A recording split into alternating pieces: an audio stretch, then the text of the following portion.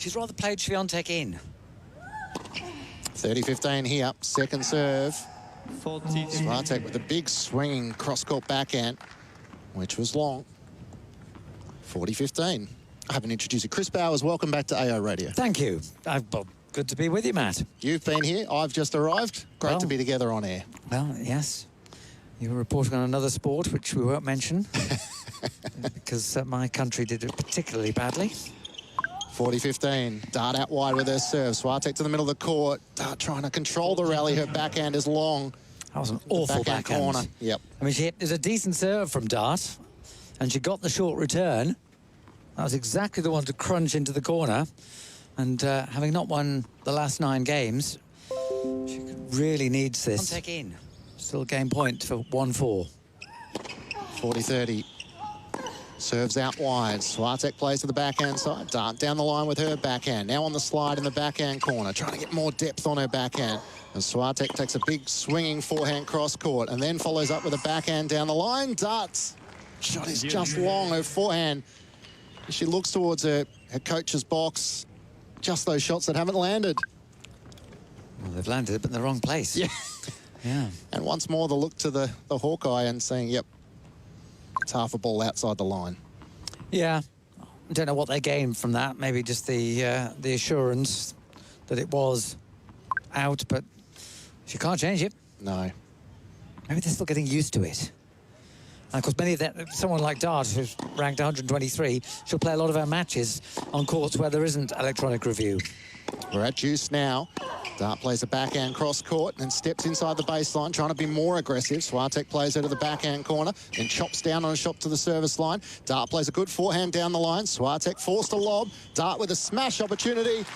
Puts it away for a winner. Yes, it would have, I think she could have given up tennis if she'd missed that smash. I mean, that was a defensive lob, which landed just over that. In fact, the one thing Dart has to watch for there, you think, oh, this is going to be easy. Either it'll go into the net or it'll be an easy smash. It can land on the top of the net and dribble over. Yes, yes. That's why players have got to be so close to the net. Or psychologically, those ones that land between the service line and the baseline, you think, oh, this has gone further than what I thought. Yes. Dart looking to hold serve here with advantage. Serves wide to Swiatek. Good pace. Swiatek with a follow-up shot and then pounces on a forehand in the backhand corner. Dart plays a forehand to forehand. And she's now back well behind the line. And Swiatek, what a winner. Down the line, stand and deliver. You see, she wasn't doing that in the first 4 or 5 games. Swiatek has been played in by Harriet Dart. I mean, in a way, that's what these top players do. We saw it with Muguruza earlier on. We saw it with a number of players yesterday. The one exception being Barty, who was, you know, she won the first 11 games of her match. But, you know, Swiatek is starting to look like a former French Open champion. Which we haven't been able to say as often as we would like. Back to juice. Swiatek leading 4-love in this second set. First serve, here's a fault. Just trying to get it over 150, between 150 and 160 kilometres. Second serve now to the backhand of Swiatek. What a great shot. Cross-court backhand winner. Last 2 shots have resulted in Igor Swiatek pumping her fist and realising that she has this game in her control. And that was 116 kilometres for the second serve. Thank you. And that just sat up and invited the punishment. And Swiatek's enjoying herself now. She was standing just inside the baseline to receive that second serve. She's got the measure now of Dart's first serve. If the first one is missed, she steps in for the second. In fact, she's not standing that far back for this first serve. And now a second serve for Swiatek. Looking to break here and lead 5-love in this second set. Second serve from Dart. Swiatek with a forehead straight down the middle. Double fault. Yeah, that was, again, it was a soft one. Yep. Had that been in, it would have been crunched back. And, yes, here's a relevant question for the 2 players, actually. This was the question that Stephanie didn't mention. It's from Joe in Pittsburgh, Pennsylvania. I'm not sure if it's Joe Garlicki. Obviously, I suspect of Eastern European origin, but always enjoy our radio commentary when I have the opportunity to listen. Thank you. You mentioned about how sometimes the players have the same outfits. Do you think there'd ever be a rule that competing players cannot wear the same outfit or colours? It would make the watching less confusing. He also mentioned that you have 6 foot of snow on the ground here. Big difference from warm Australia. Yeah, it is a bit of a difference. It's an interesting point, that, actually, because up until, what, the early 70s, everybody played in white. And nobody said, oh, yeah, well, they're wearing the same colour clothing. But, of course, they were. And then in the late 90s, early 2000s, the International Tennis Federation decided that for the Davis Cup, they would say that either players had to play in their national colours or in all white. And I think the Davis Cup has a rule that doubles teams have to play in the same colours. Doesn't have to be the same manufacturer, so you could have two slightly different shades of red or blue or whatever, but they've got to be matching. And I think that's great, actually, because if you walk into a football, soccer stadium, or Aussie rules even, you will recognise which team's which from their colours. Yeah. So, and we've got two players here with the same manufacturer, clothing manufacturer. They are wearing, well, the same top, but different skirts. And Iga Swiatek is serving right in front of our broadcast position here at Rod Laver Arena. It was a good return from Harriet Dart, pushed her deep, and as a result, her forehand response was into the net. But no, I don't think they'll ever have a rule that bans it. It's a shame. There was a final, I think, at the French 2017. Ostapenko and Halep were wearing exactly the same outfits, and it was a shame because they were both nice outfits, but it was a bit like saying, well, OK, two players from the same team playing each other. So, no, I don't think they'll ever stop it, but I think it'd be better for manufacturers if they made sure that that didn't happen. Dart's double-handed backhand cross-court was wide, so it's 15-all. Swiatek leading 5-love, serves into the body of Dart, who blunts the return to the service line. Swiatek plays the forehand side, then steps in and is able to lob it just between the service line and the baseline, allowing Dart to have plenty of time to decide her shot, and a forehand cross-court was a winner. Yeah, using the angle well, Dart, but she got the shorter ball. And, well, can she get a game in this second set? You had a bit of this scenario with Ash Barty last night, didn't you? Yeah, that was absolutely. fast forward. But this is 10 games on the run for Swiatek. 15:30 here, serves down the middle tee. Dart did well to get a racket to it, and now is in the backhand corner defending. Swiatek went for a big forehand cross-court and hit it wide. Yeah. I think that's the sort of slight lack of focus that happens when you've won that many games. She knows the match is won now. Yep. And there's just a little bit of... I mean, Barty had this. Barty took 5 match points last night to win it. I'm keen to get your thoughts on the world number one, her home Grand Slam, as to how you assess opening round matches. But 2 break points here. Harriet Dart. Swiatek's first serve is into the net, so a second serve on offer here. Will Dart step inside the baseline and try and be aggressive. She's rocking right on the baseline. Swiatek down the middle. Backhand to the backhand corner from Dart, and now looking to play a backhand cross-court. Swiatek working deeper to that backhand corner, and as a result, Dart can't control her backhand down the line. It's wide. Yeah, again, a loose shot from Dart. I just wonder whether the fact that she's played 3 matches in qualifying is starting to catch up with her a little bit now, because Dart's not getting her feet to the ball as well as she should do. Had a very good start to the match, but it's gone now for the British player. Still a break point. Swiatek serves wide. Dart's backhand is right to the baseline. And it was long. Yeah, and that was an unforced error from Dart. It was a decent serve, but there's no way that backhand return should have gone long. But that's why she's in the 120s in her ranking, and Swiatek is top 10 still. Swiatek's ability to see away a couple of break opportunities, find herself back at deuce, and now serving out wide. Dart's on the run with the forehand, but can't control it. And it brings up a match point. Yeah, that was, again, a nice serve out wide, but Dart lunging for it. She's not controlling those when she's pushed wide. No.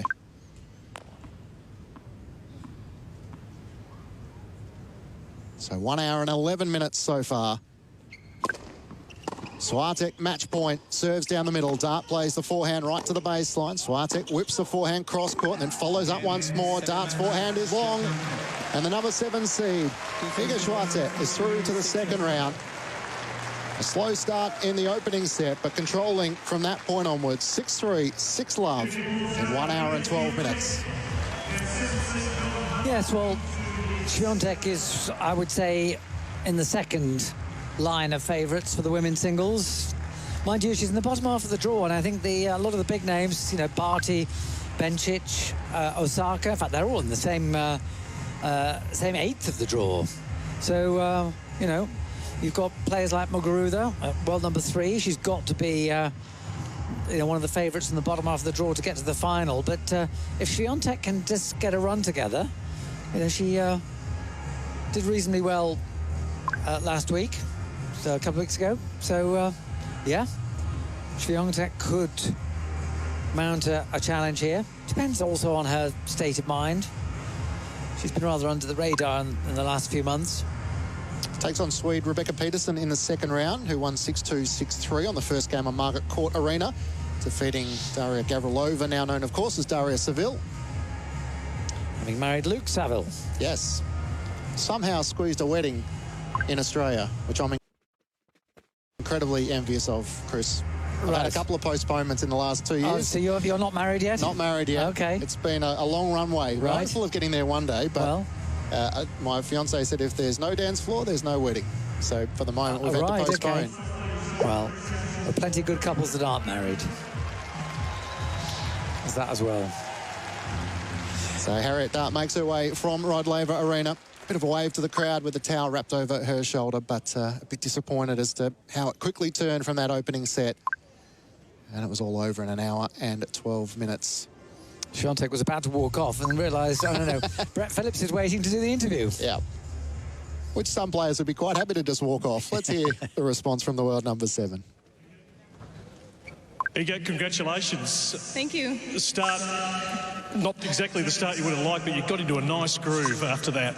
Well, for sure, you know, first rounds are always tricky, and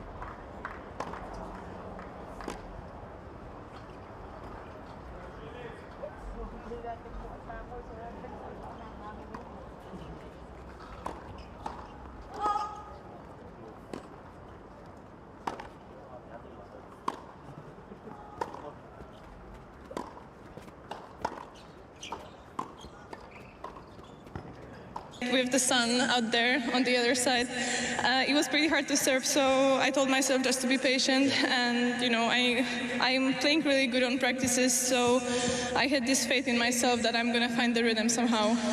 With those who love their tennis all enjoyed your rapid rise the last few years. You're a Grand Slam champion. You've got a great team around you. I mean, the team in tennis is so important, from coaching, data analytics. You've also got a psychologist that is probably become more common now with a lot of players. But I was interested that she's been helping you to understand why you're such a perfectionist. Yeah. Many people might be able to relate to that in the audience. Can you just give us a little insight into that? Well, it's pretty hard to be a perfectionist in a sport like that, because basically this is the game where you're going to make mistakes. Even when you're going to play a perfect match, there are going to be some mistakes. So, actually in moments like today, like at the beginning of the match, usually, a few years later, I would get really, really angry about that. And I would feel like, this day is going to be bad. But right now I'm just trying to find solution. Whoa, sorry, the echo is confusing me. I'm focused on finding solutions and just, working on technical stuff, and it's been easier to understand my mind, and, just focus on the right things. So it's really great that I have a team like that and a sports psychologist, yeah. Yeah, you've got a great team who are all playing their part. Just before I let you go, I wouldn't have probably picked it, but you're a massive AC/DC fan. Any AC/DC fans in the crowd? I'd imagine there are. Yeah, I am. I'm actually hoping that the shows are going to be back soon. Because of COVID, I couldn't go to any of, concerts. So hopefully, actually, I was here on Florence and the Machine in 2019. So Melbourne is the kind of place where I like to, also find some cool stuff to do. So hopefully next year is going to be back to normal. We hope so. Favourite song? Favourite AC/DC song? One more time. Favourite AC/DC song? Thunderstruck. There you go. I think everyone will agree with that. Well done. You're through to the second Thank round. you very much. Congratulations. Well, number 7, Iga Swiatek chatting there with Brett Phillips courtside, winning over qualifier Harriet Dart 6-3, 6-love in 1 hour and 12 minutes. Matt Clinch and Chris Bowers with you on AO Radio. I guess to get the feeling that Brett Phillips is also an AC/DC fan.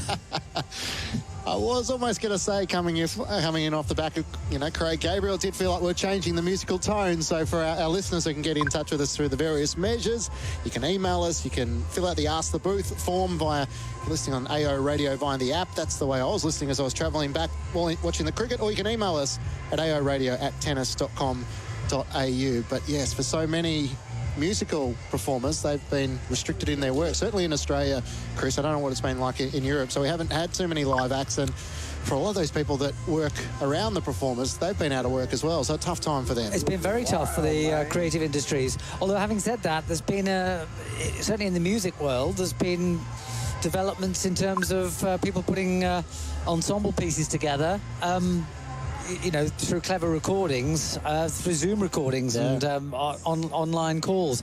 There's been even some orchestral stuff, which is quite a challenge if your average orchestra is 50, 60 instrumentalists.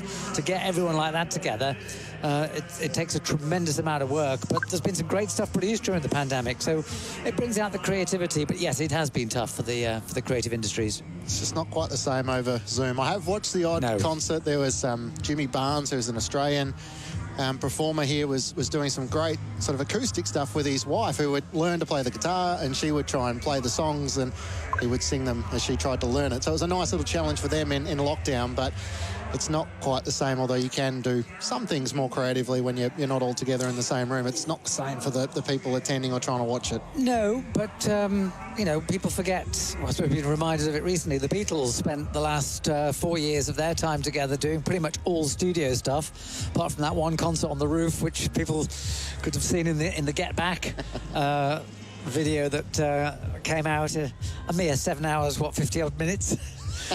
But it's I don't know. I mean, I'm not trying to belittle the fact that an awful lot of industries have suffered very badly. And in fact, tennis, after the 5 months that we sat out in 2020, tennis has done remarkably well to keep going. But all I'm saying is that there is some there's some ingenuity that happens, necessity being the mother of invention.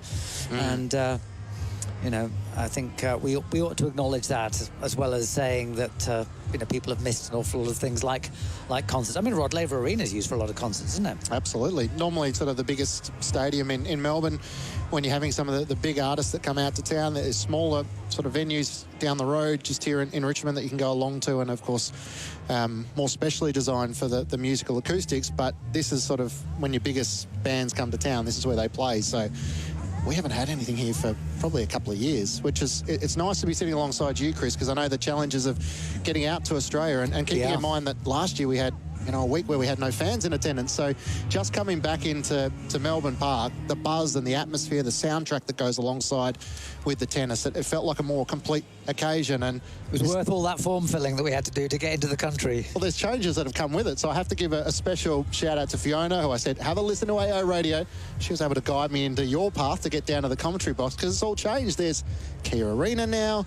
There's more stalls set up. There's more activation points. It has the feeling of being finished. I'm sure they'll be building something else before too long. But, you know, in the last couple of years, there's been an awful lot of, you know, temporary building boards, shielding the place from, you know, from building areas that have to be roped off for safety reasons.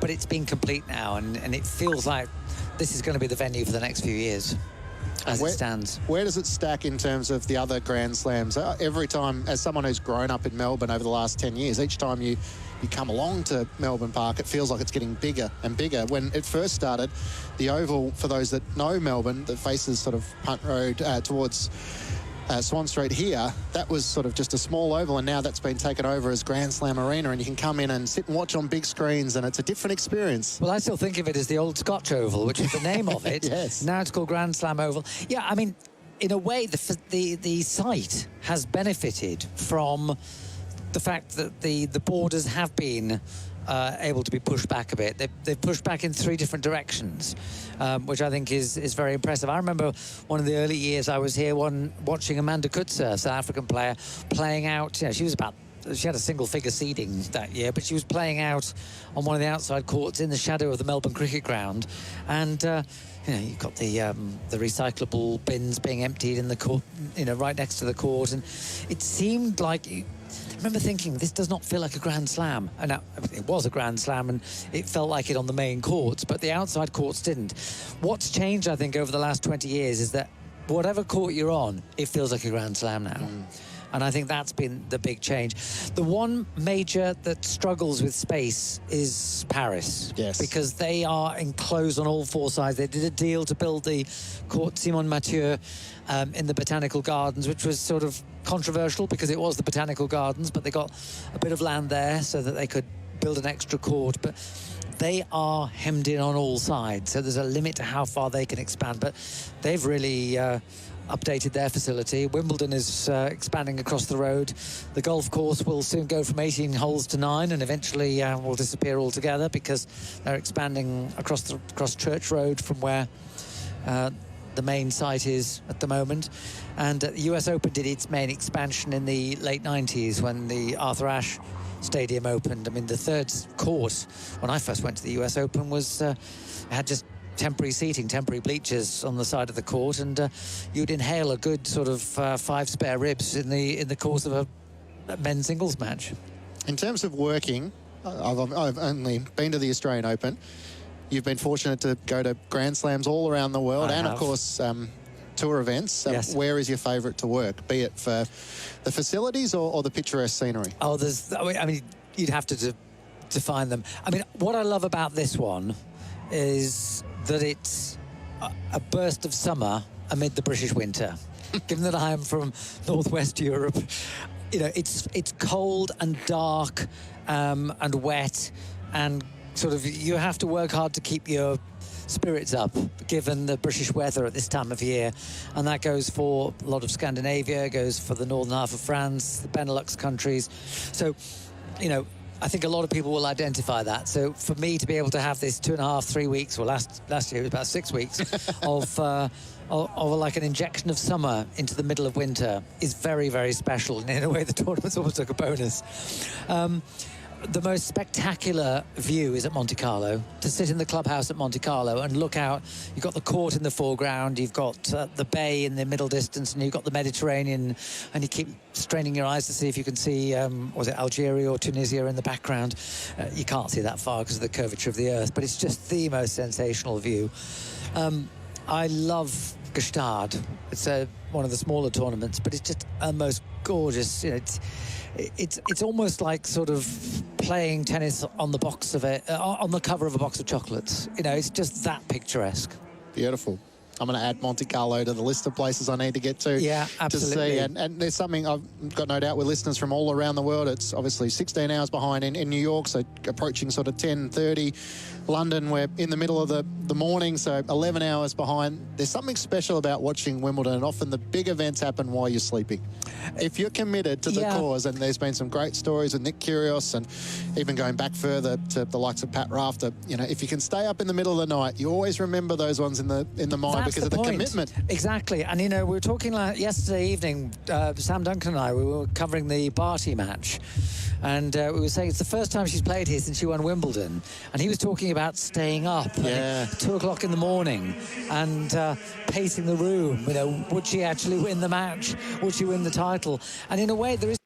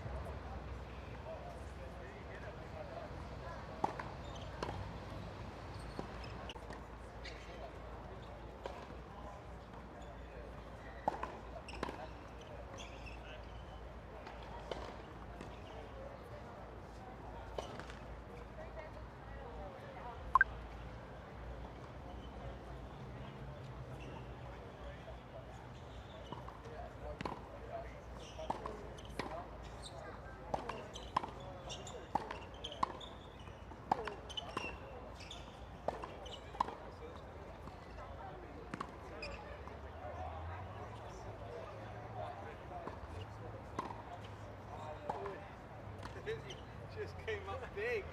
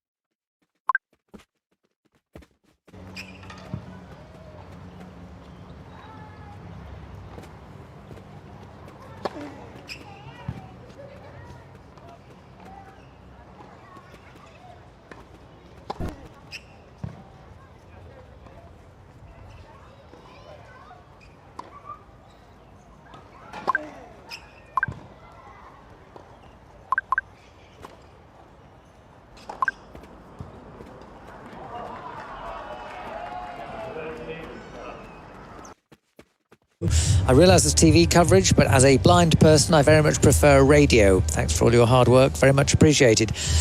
Only where the individual tournaments do it, Vanya. I think Indian Wells has its own service, and there may be a couple of others that have their own service as well, but there is no single place for it. I know that a lot of people were very sad when the ATP Tennis Radio ended. It's not impossible that it might come back in some shape or form at some stage, but at the moment, unless an individual tournament does it. I mean, all 4 Grand Slams do their own radio service. There's obviously AO Radio that you're listening to now, Radio Roland Garros at the French, the Wimbledon Radio channel, and US Open Radio. Have you worked on all of them? I've worked on the first 3. I don't think I've ever done the US Open Radio. French? Yeah, I've done French quite a bit, yeah. Very impressive. But that's in English, okay? I thought you were saying you did in French. They used to have an English and a French service, but then they found the French service didn't have that many listeners, so they now have an English service only, which I've been part of. But no, I wasn't on the French service. I do speak French, but I'm not good enough to broadcast. Commentary worthy.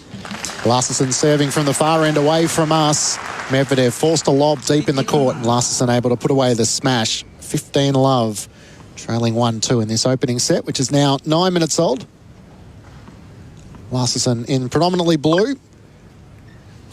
It's navy, isn't it? Yeah. Serving down the middle and then following up with a forehand down the line. Medvedev on the run, plays a forehand deep to the forehand corner. It's enough to off-balance Larsson, who hits wide.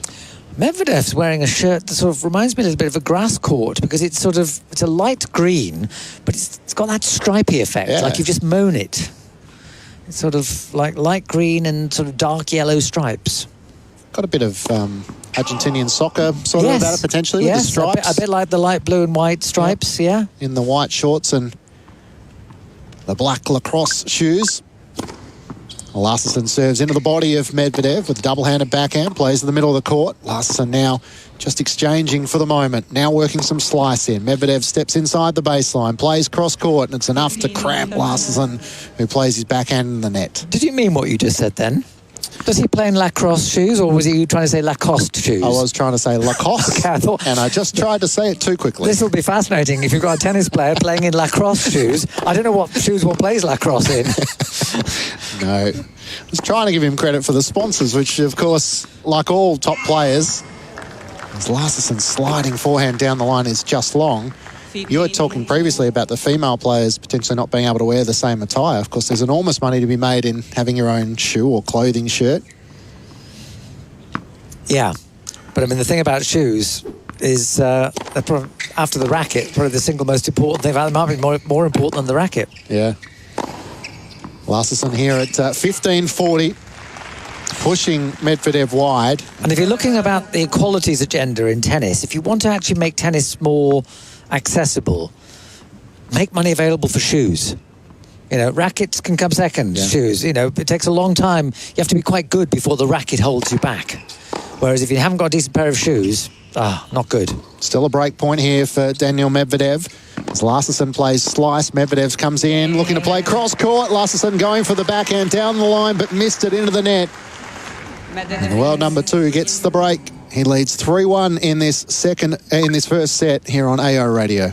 Yeah, it's a nice move from Larsson, and he brought Medvedev into the net on the basis that he's not going to out-rally him from the baseline. I think that was a sensible thing to do. But then when he had the backhand down the line to win the point, didn't get anywhere near going over. And Medvedev, who started slowly after being broken initially, is all of a sudden starting to find his serve, his rhythm. Serving now well over 200 kilometres. Serves out wide. Larsson's forehand straight in the net. Getting some cheap points as well.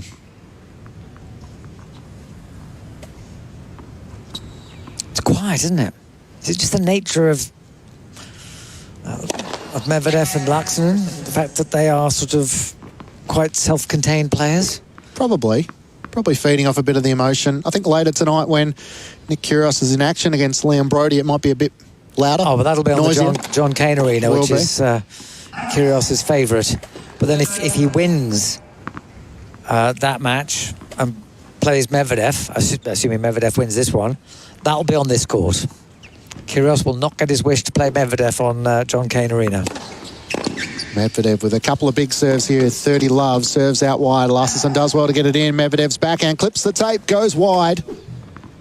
30-15. And if there's a lesson to learn from Medvedev, if you're a public parks or a club player, and that's the fact that when he misses a shot, within about 2 seconds, it's gone. Very seldom dwells on shots. If he misses it, it's gone. A fault serving into the body consistently now over 200 kilometres. Down the line. Larsson's just able to get a racket to it to get back in court. Now on the backhand, playing to Medvedev's backhand, trying to change the angle down the line with the backhand. Larsson misses. 40-15. Medvedev right in front of our commentary position, looking very, very casual, as he often does. Just gets on with it. Wastes very little time. I love that. Yeah, not a long time in between points. Straight into his service action. An ace out wide. And after 14 minutes, Daniel Medvedev finds himself leading 4-1 in this opening round match. The last of the day matches on Rod Laver Arena. Great to have your company on AO Radio. Matt Clinch and Chris Bowers with you. You can listen to us via 99.7 FM if you've got access to that in Australia. Of course, Australian Open, ozopen.com/AO Radio, or download the AO app. And of course, you can find all the information there, the schedule, the interviews.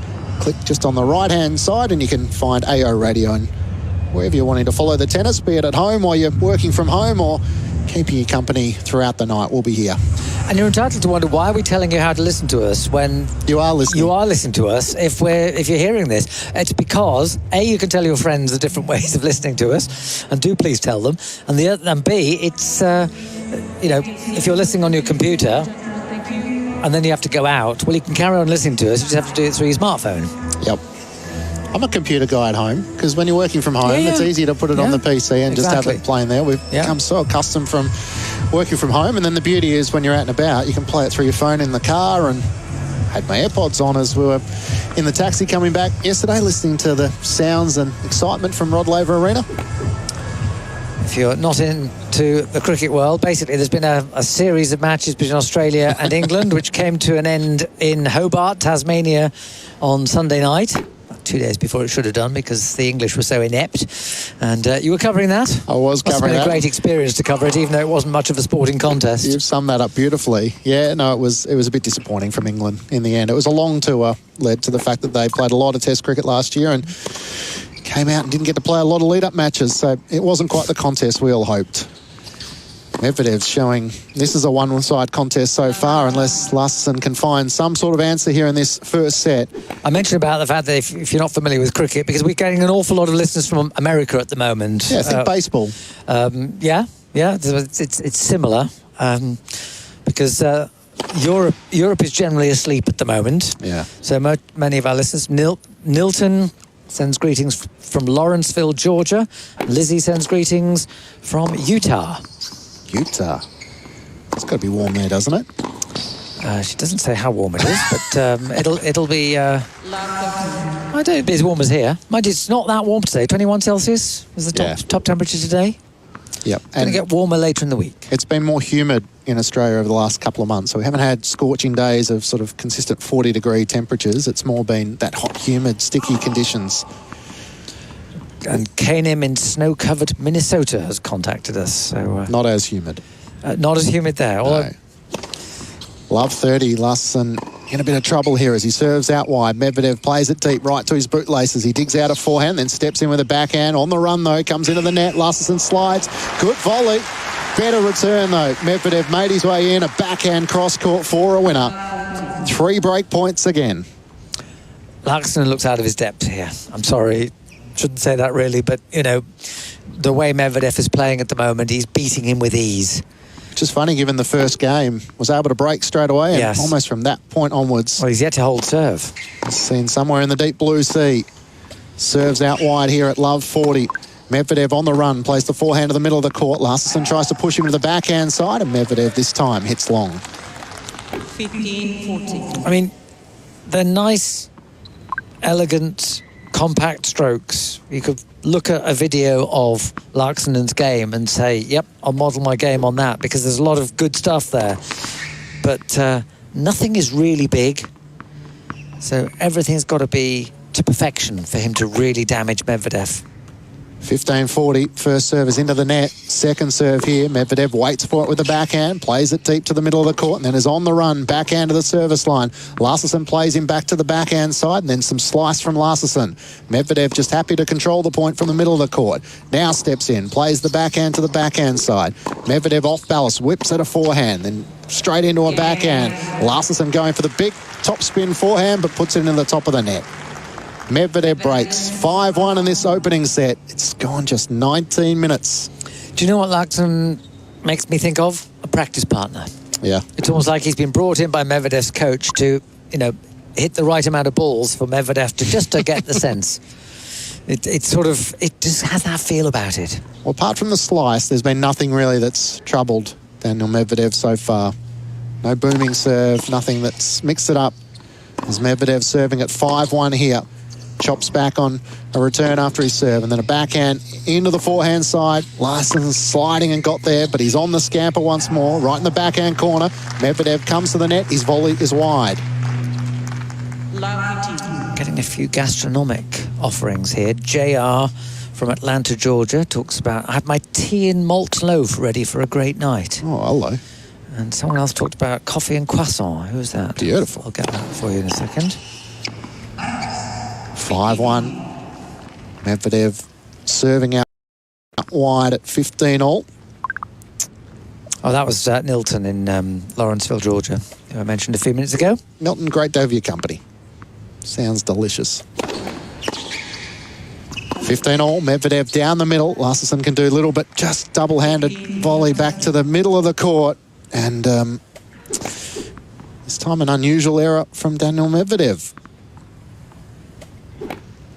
As you said, Chris, he's not too concerned about it, gets straight on with it. 15-30, serves out wide. Larson has to run around it, hits the tape, and Medvedev, despite being at the net, had to watch as it ballooned past. Did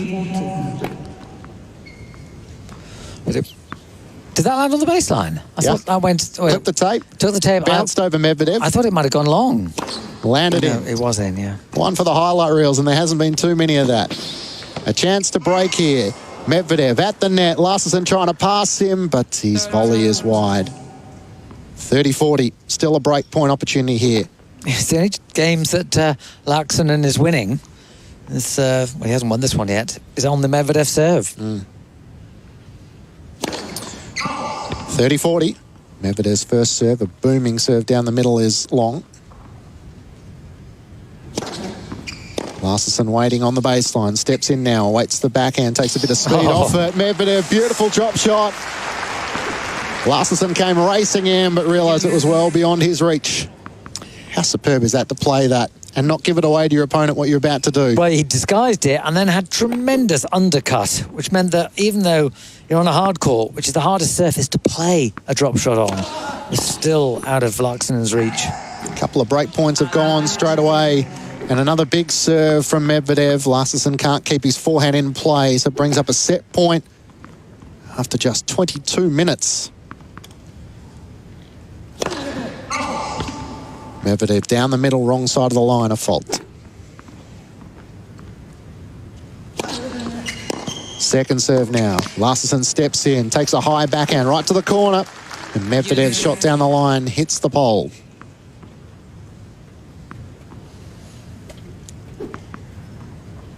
Got a number of people actually contacting us, grateful for this action audio. It's available to stream on the AO radio webpage. If you're vision impaired, then it really does enhance the experience. Juice and Medvedev serves out wide. Too good a serve for Larson. Brings up a second set point. Medvedev ready to go once more. Serves right down the middle. Larson works it back to the middle of the court. Medvedev comes into the net. Good volley to the backhand side. Larson, better shot down the line for a winner. Yeah, it's interesting. Medvedev is, I think he's into experimental mode now. I think he's thinking, right, okay, this is comfortable. What can I just try and build on that maybe of use to me later in the tournament? Because he came in there, played a low volley, and was rather a sitting duck for that backhand down the line. Back to Juice. Yeah, the bounce of the ball as it hit the front of our broadcast booth here. Such a great spot down low, looking on Rod Laver Arena. Second serve out wide. Larson plays it right to the feet of Medvedev. And then Medvedev goes for a drop shot. Larson this time can get to it, volleys it down the line. Medvedev plays it to him. Larson drops it over the net. And this time, standing centre court, Larson's able to volley away a far more comfortable winner.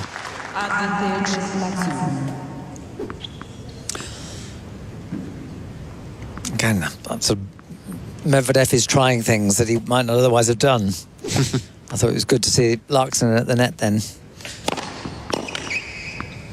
Larson looking to get a break here. Serve from Medvedev is just too strong though, and he can't get it back into the field of court. Mayank in Delaware, currently -2 Celsius. Freezing here in Delaware. Just keep up the cricket talk. We need more Americans learning about the sport somehow. Well, maybe this isn't quite the right format for that. No. Yes. If we start talking about cricket, we'll end up talking about Aussie rules football. You really don't want us to go there. Juice. Medvedev serves into the body of Larson, who then runs around on a forehand, plays it to the backhand side. Baseline. Great shot from Larson. He stayed in the rally. He's got Medvedev flat-footed and passes him as he stands at the net. Well, you're right about Larson's defence, but actually Medvedev played totally the wrong shot there. It was almost like saying, OK, well done, you got back into this point nicely. I'll give you a chance to hit a winner. Yep. Because Medvedev was totally in charge of that one and played almost the worst possible shot. It was like a hitting partner. One more shot. See if he can make it. Still another break opportunity here for Larson. Medvedev comes into the net following his serve. This time he's waiting as Larson's out wide and drops it over the net for a winner. Yes. So this game now ticking past 8 minutes. Easily the longest game of the match so far. Bill in Baltimore, Maryland says, enjoy a flat white for me. Yes, I learned about flat whites here. They find them all over the world now, but I sort of think of it as an Australian coffee. Beautiful coffee in Melbourne. You get some excellent coffees around here. Absolutely. Great things if you find your way to Melbourne. Go for coffee and breakfast. Wander down to Melbourne Park. Juice, Medvedev, 5-1. Larson's just proving a bit of a frustration here, hanging in this game at the moment. As Medvedev plays the forehand to the forehand corner. Larson once more is on the run.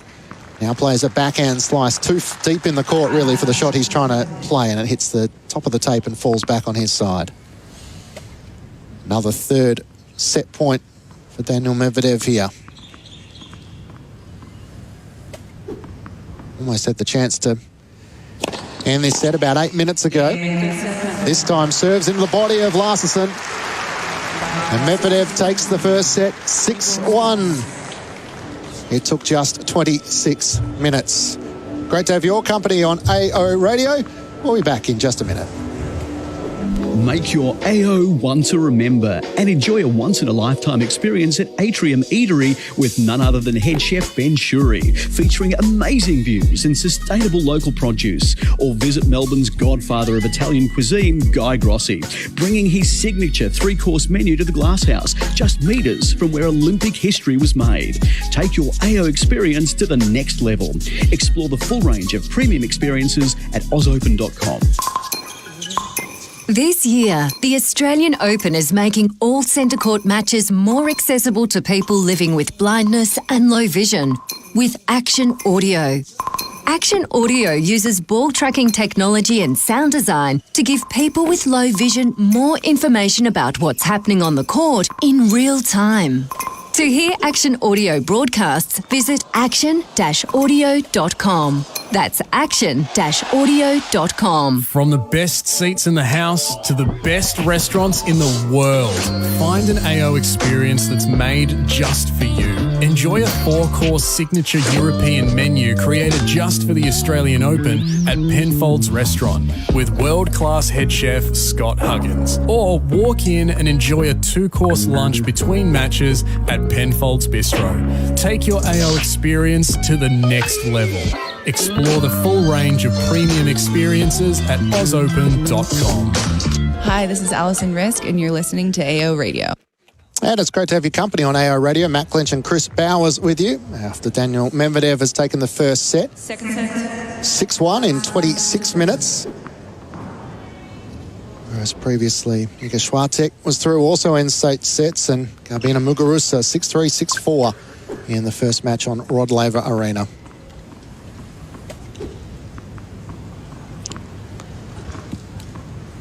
Sun starting to try and poke through the clouds here on Rod Laver Arena. As Larsson serves, Medvedev on the move. This time his forehand is long. Larsson is at a career high ranking of 91. He's been sort of around the 100 to 150 for a while. 29 years old now. Larsson out wide. Medvedev this time backhand into the court. He good 2 feet behind the baseline that time. So colleague Kate Kearns, who loves to know what the weather is where people are. Gwen in Atlanta says it snowed yesterday and right now it's 34 degrees. That'll be Fahrenheit, so about 1 Celsius. Larsson serves into the net. Kate's back with the Twilight Show. She is, but I think she's next on with Abigail, next shift. So you've got her doing a double shift. Well, she'll get a bit of time off between the... yeah, we work hard here on AO Radio. No doubt, no doubt. Bring you all the action from all the other courts as well. We might run you through some of those other matches that are taking place as well. Simona Halep in her match against Frick. It's 3-2. Halep leading on Margaret Court Arena. Her ranking has slipped. She's 20th in the rankings. What's the seeding, Halep? Halep is 14th. 14th, okay. Yep. Andy Murray's about to make his way on to John Cain Arena. Plenty of sentiment around him. Looking like he's physically a little bit better than what he has been in previous years. Well, he got to the final in Sydney, which I think was a tremendous achievement. We may well end up doing the latter stages of that match, depending on how long this one takes. Madison Inglis, one of the Australians in action on 1573 Arena, leading 6-4, 5-1 against Fernandez.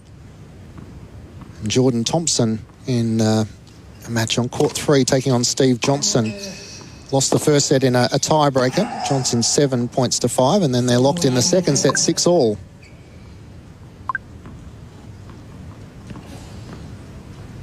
It's the first 2 days of a slam. You always get so many matches, and then you get only half as many on days 3 and 4, and half as many again on days 5 and 6. Yep. So by the end of the slam, when you get to really prestigious matches, there's hardly any tennis. Well, it feels like it takes 4 or 5 days to find a rhythm, doesn't it? Absolutely, yeah, it does. And then you feel like you sort of know where you need to be looking at the right times, whereas the first couple of days, there's just so many matches taking place that you're trying to work out where your attention should be at the right time. 40-30 here. Larsson looking to play to the backhand side. Medvedev with his backhand, still a good couple of feet behind the baseline. As he plays his backhand right to the middle of the court, Larsson goes for the big forehand off balance, cross court. He misses. Juice. Chris in Utah says it's quite cold here. Some places 40 Fahrenheit. Other places colder. One day it had 17 Fahrenheit, which is what, about minus 7, 8? Fault in from Celsius. Larsson. Yep. So everywhere's cold, isn't it? Apart from basically Australia and Well, that's some why places in the why US. this has such a status in the world, because so many parts of the world are in their cold season at this time of year, and here is the burst of sunshine. And Cheryl is in Columbus, Ohio, waiting for Andy Murray, originally from Ipswich in Great Britain, not Ipswich in Queensland. No. And it is cold, she says.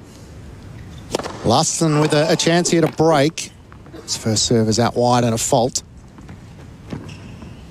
Sort of just getting it under 190 kilometres. Medvedev another 10 kilometres faster. Second serve here will be a test as Medvedev out wide, plays a looping backhand, then tries to step into the middle of the court. Larsson plays the slice. Medvedev matches it with slice. Now looking to the backhand side. Medvedev just happy to entertain the rally for the moment. A little bit more height on his backhand. Larsson tries to punch him into the corner and then follows up again with another big cross-court forehand. Once more trying to create space as he runs around to the forehand. Medvedev almost put him off balance, and then the backhand down the line forces the error from the Swiss. Just a little bit more pep in the forehands of Henry Larsson. I think he's sort of looking to force it a little bit more. But, do you know, I think Medvedev is rather enjoying the forehand. It feels like he's just going through the gears a little bit at the moment, isn't he? Yeah. But, you know, sometimes a player will go to the opponent's strength because they know what ball they're going to get. So back to deuce in this opening game of the second set. Larsson with a great serve out wide, and Medvedev really was out of the frame, had to come racing in. Larsson just had to drop it over the net. Did probably put it a little bit too close for the line for his liking, and it probably didn't clip as much of the line as what he would have hoped. But a win nevertheless. Yep. Enough. Can he hold serve here in this second set? First serve clips the tape and goes wide.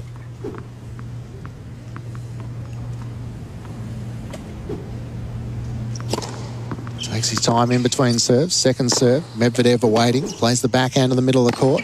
Larsson once more tries to use power on the forehand and then pushes him into the backhand side. Medvedev scampers now to the forehand side, chops it back into the court.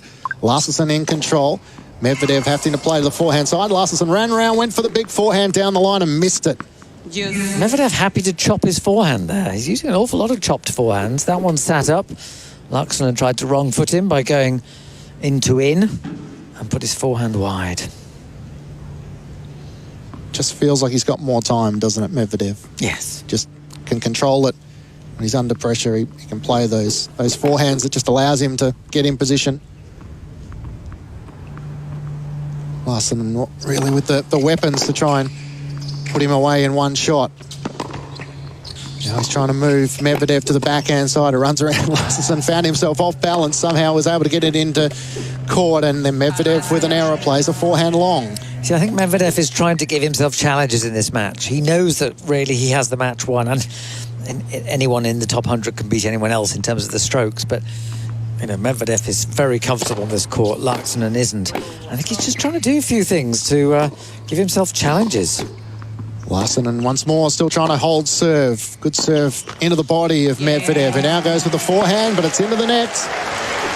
And what felt like an internal wrestle to hold serve in the opening game of the second set, he's able to do so.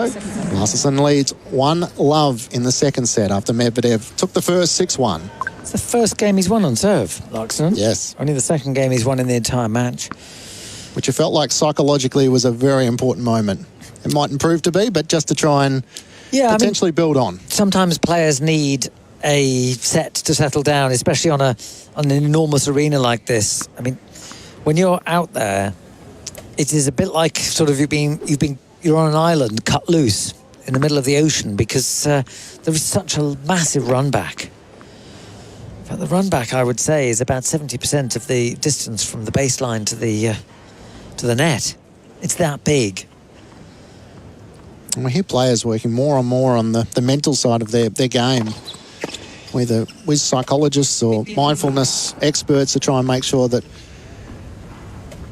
they have the ability to switch off from game to game, and probably from loss to loss sometimes. Yeah, or just play psychological tricks to, you know. I mean, sometimes the best way of dealing with nerves is to say, you know, if you're at 4-all in the final set tiebreak, and you say, right, I must pretend this is 1-all, 15-all first set. And if you could do that, that can often free you up to play some great tennis. Wasn't it great to see Sam Stosur at least extend her singles career for one more game? Was able to beat Robin Anderson of the US. From a set down. 6-3, 6-3. Yeah, that was a great atmosphere on the Kia Arena. 15-13. Really good court for that match, actually, because it's almost like its own mini centre court. Have you been able to wander in and watch any of the games yet? I've wandered in. I haven't watched any games yet, no. Yeah. But I just love it as an arena because it's so intimate. Yeah, I'd imagine for some of those games that aren't worthy of Rod Laver Arena, it's going to feel like the crowd are upon you, and especially for some of those games where the more animated players might really feed off the energy of the crowd. Yeah, I mean, there's also advances in architecture. I mean, I've been to sports stadiums which are, you know, you are in distance further away from the action than you are in older stadiums, but you feel closer because of what the architects have learned over the years. And, do you know, Court 3 has got, 3,000 capacity, and Kia Arena has 5,000 capacity. It feels like you're closer in the Kia Arena to the action. Medvedev with a good serve out wide. He holds here. And it's 1-all in the second set after Medvedev took the first 6-1. It's one of the challenges, I guess, of trying to design stadiums, is to try and bring something unique so they don't all feel the same, but also not take away from the actual purpose of it. Well, there was a run of stadiums built to a very similar model. The Court 1 at Wimbledon, the one that opened in 1995, 96, that kind of time. The Sydney Olympic Stadium, which is now where they play the ATP Cup and the Sydney tournament, that at Homebush in Sydney, that was modelled on it. The Olympic Stadium in Athens was modelled on it. Beijing was modelled on it as well. So there's a series of stadiums modelled on the same kind of blueprint. But I just love the intimacy of the Kia Arena.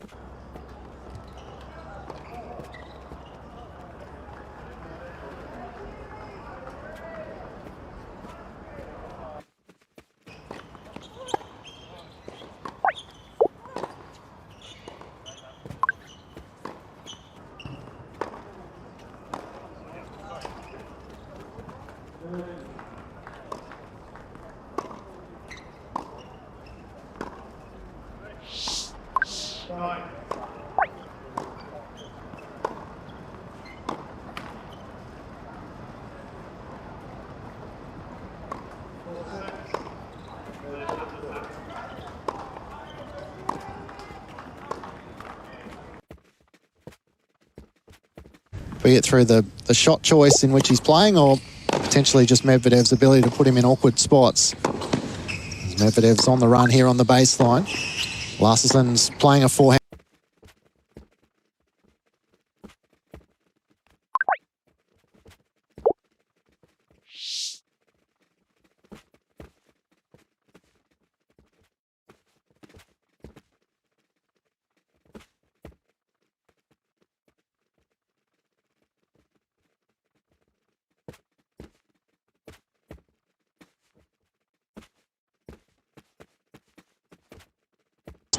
Or maybe you can win a couple more games than that, but it's not going to be too much more than that. Yeah, between 3 and 8 games, I'd say. Yep. Larsson this time has Medvedev all the way in the back corner in the shade here of Rod Laver Arena. He's able to comfortably drop it over the net. It also depends how much Medvedev is willing to concede a few games in return for practicing some things. You know, he might throw in more drop shots or I don't know, come to the net a little bit more often, just so he gets his volleys honed. And it's also one of those things in the early stages, you played some of the lead-up matches, but it's never the same as being here, is it? Indeed not. Larsson's able to hold serve to lead 2-1 in this second set, which is now 15 minutes old after Medvedev took the first 6-1. I was interested in your conversation around Thanasi Kokkinakis, who actually had a great win in Adelaide, but unfortunately beaten in the first round of the Australian Open, as to how that sits with the confidence. You're playing in a home Grand Slam, but to win a tour title.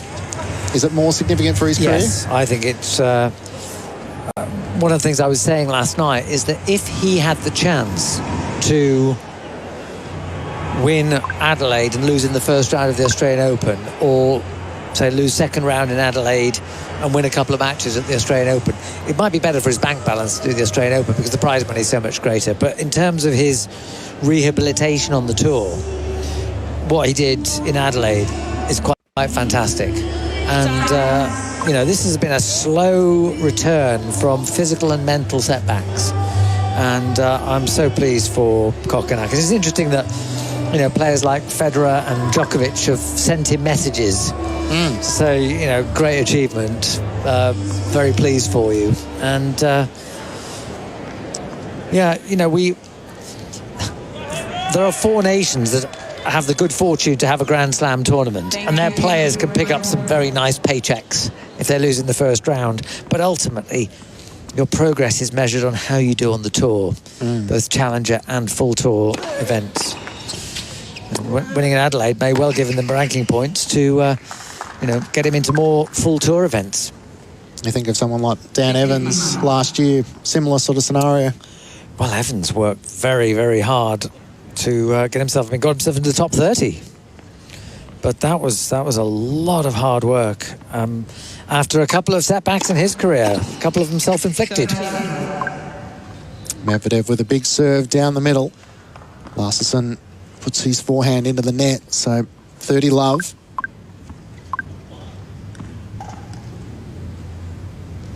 This match now through 43 minutes as Medvedev serves out wide. Larson plays a forehand and then another forehand that balloons wide. Now feels like Henry Larson's starting to get frustrated with his own game that he's... Yeah, but he's on serve at the moment. He shouldn't be getting frustrated. Medvedev is just powering the ball at him. But Medvedev does this.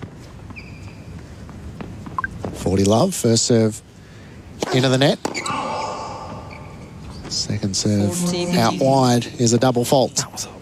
I mean, 177 kilometres, second serve. Yep. I mean, that's something he's practicing, okay? That is a classic example. If he was in a tight match, he would not be doing that. He'd be taking 20 kilometres off and kicking it.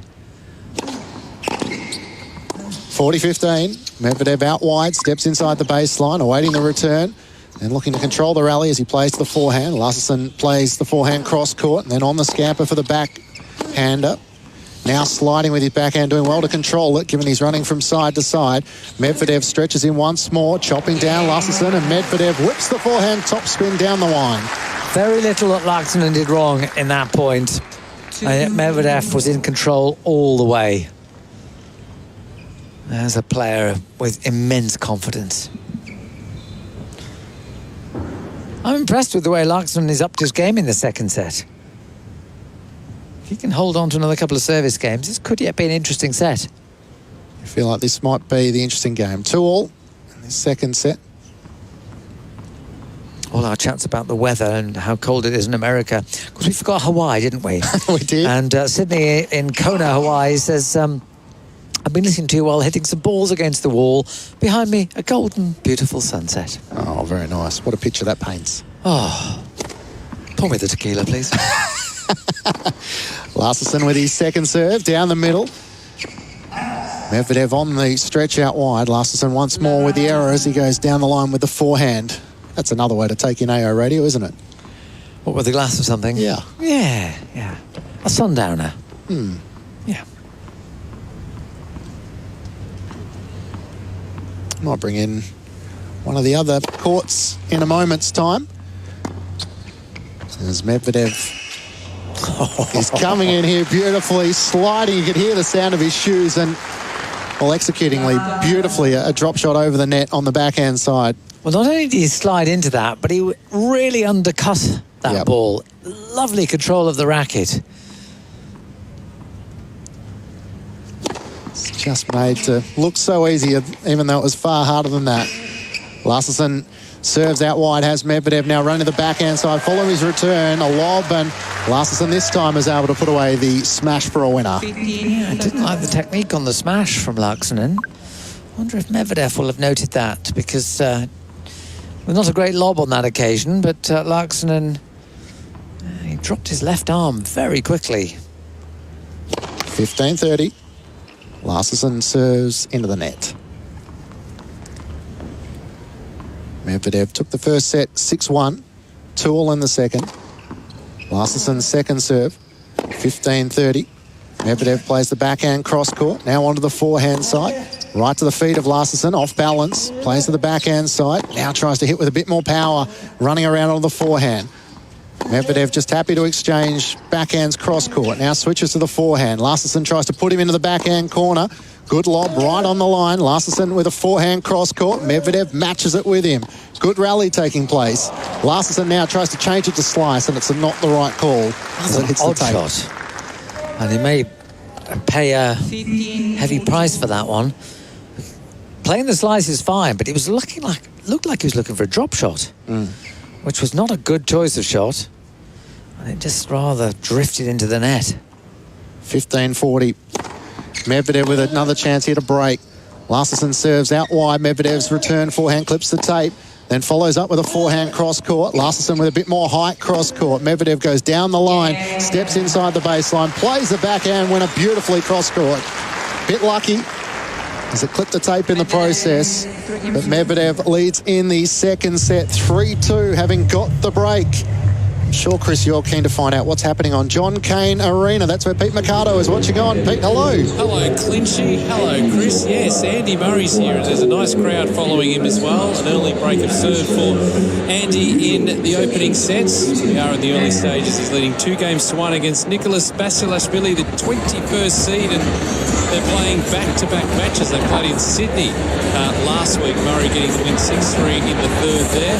And they also played at Wimbledon last year as well. Murray getting the win in 4 sets in the opening round. So a good matchup for Andy Murray. It won't be a short match by any stretch of the imagination. Murray making the final of the tournament in Sydney last week. But Basilashvili, 29 years of age, is ranked 23 in the world. He should be favoured to win this one, but when you play Andy Murray, nothing is straightforward. So an early break of serve here, Clinchy, 2-1 the opening set for Andy Murray. Thank you, Pete. Pete Mercado keeping across John Cain Arena. He might watch more tennis than just about anyone else here across this fortnight. Pete? Yeah, you'd be close. Yeah, I mean, Pete's doing television and AO radio as well, so he gets to see an awful lot. Yeah, I mean, Pete makes the most of this these 4 weeks because there's an awful lot of tennis in Australia. And I guess, you'll know this as somebody who lives here. There is this feeling of the rest of the year slightly passes us by. Whereas, the global tennis circuit, it has its 4 weeks in Australia. And Pete, as somebody who is very much part of the tennis world, he's the chair of a local tennis club, president of the local tennis club. So he puts his time in the fabric of the sport as well. He does it all, doesn't he? So not sure about the beard, though. You don't like his beard? Well... Oh, okay. Well, it's a remnant of lockdown. It sure is. Medvedev at 3-2, comes into the net. Larson out wide, and there's not much he can do as Medvedev is waiting for his return backhand as he puts it over the net for a winner. First couple of nights, though, you're not getting home till 12:30, 1 o'clock at the earliest. Well, I finished off at, I think, 20-1 this morning. Yeah. Yeah. Yep. Fortunately, I only have about a 15-minute walk to my accommodation. I rent a service department, so it's easy for me. It's a good block between the end of the working day and trying to get some rest. Yeah, it's one of those challenging scenarios when you're at the tennis all day. You need to get a tiny bit of exercise and outside air, otherwise it can feel... Mind you, we do an awful lot of walking on this site. It's big enough that to get from one part to another, you've got a fair few steps.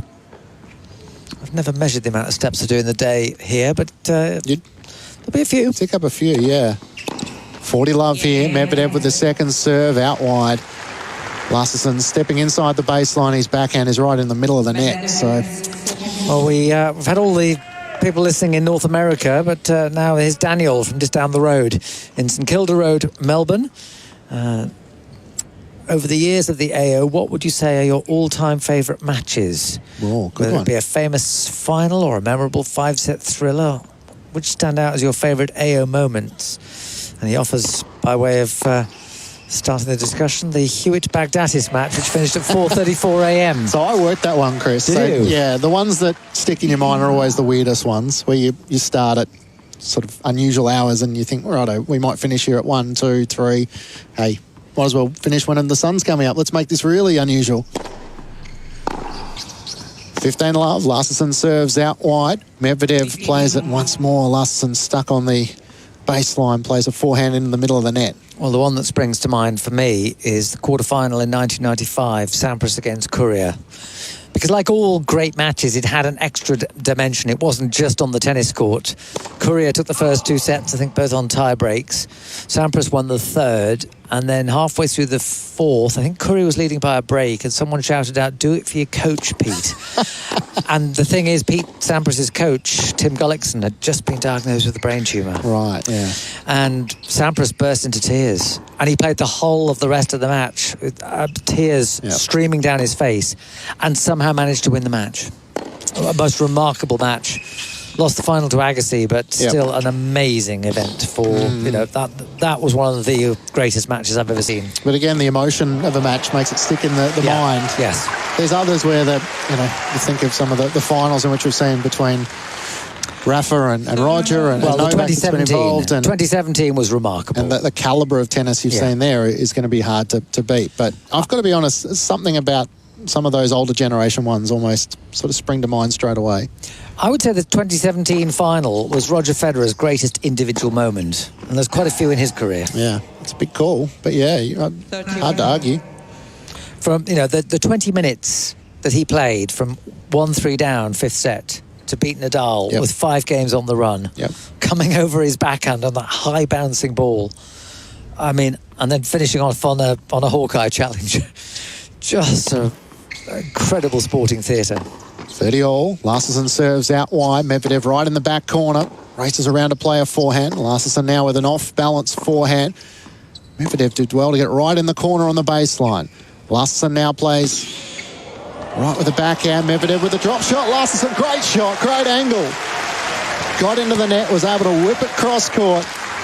Took it totally out of the reach of Daniel Medvedev. Yeah, it was a nice little control on the drop shot from Laaksonen.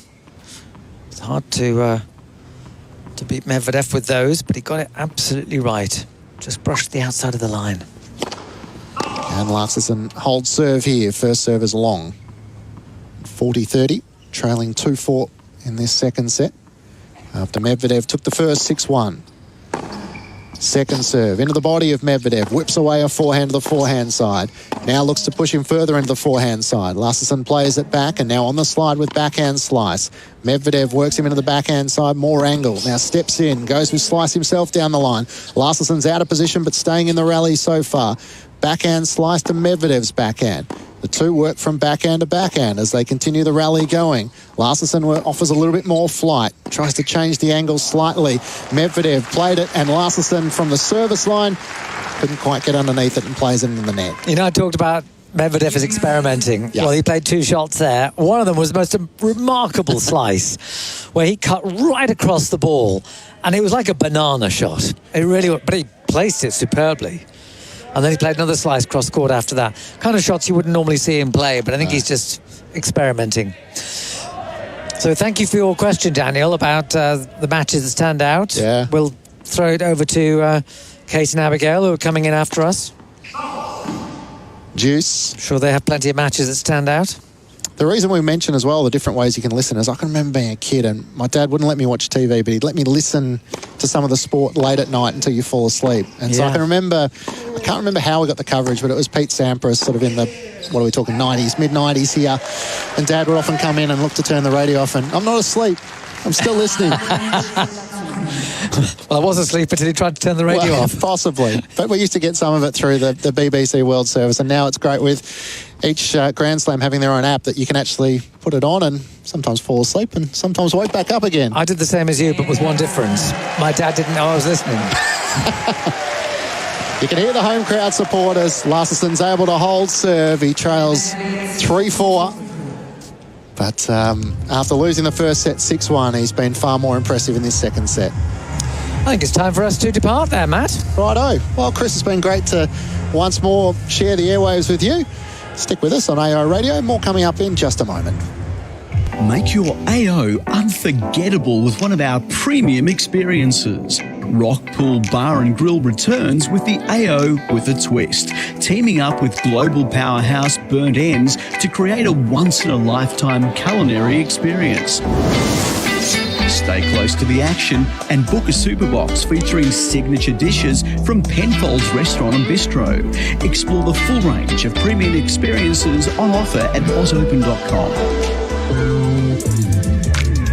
The Australian Open merchandise collection captures the spirit of this fun, energetic and immensely innovative sporting event.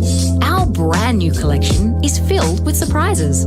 For the first time, the AO range is using organic cotton for its most popular apparel.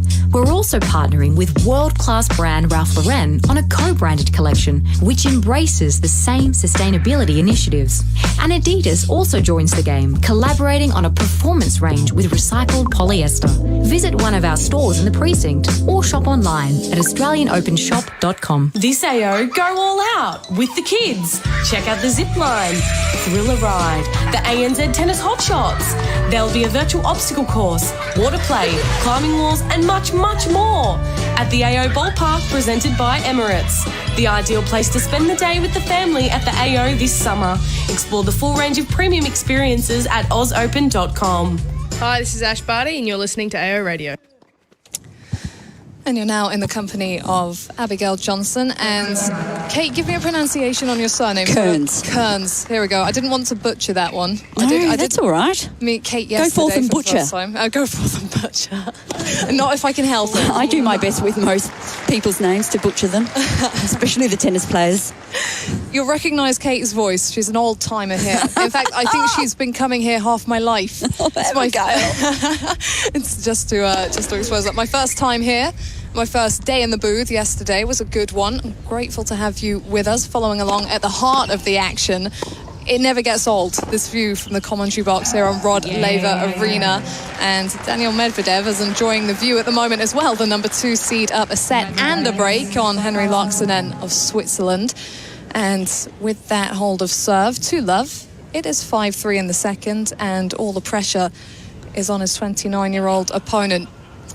What were your thoughts regarding this matchup, Kate, and with Medvedev coming into it? Yeah, I mean, I thought it would be a 3-set match. Laaksonen, more comfortable on a clay court, and I think he needs a little bit more time out there around his, stroke making. So he's up against, he's the number 2 player in the world. He won more matches on tour last year than any other player. I mean, the fella is in good form. Medvedev is just such a talent, and it's just lovely watching him. He really is sort of, in a way, quite graceful on court. He's got that fluid movement, hasn't he, that I think has posed quite a few problems for Laaksonen out here already today. The Swiss player making an appearance in Melbourne for the 8th time, but just the 3rd time in the main draw. Twice previously he'd qualified. This is the first time he's gained direct entrance as the world number 91. And I can't imagine he's been out on Rod Laver Arena either. No, this would be a first.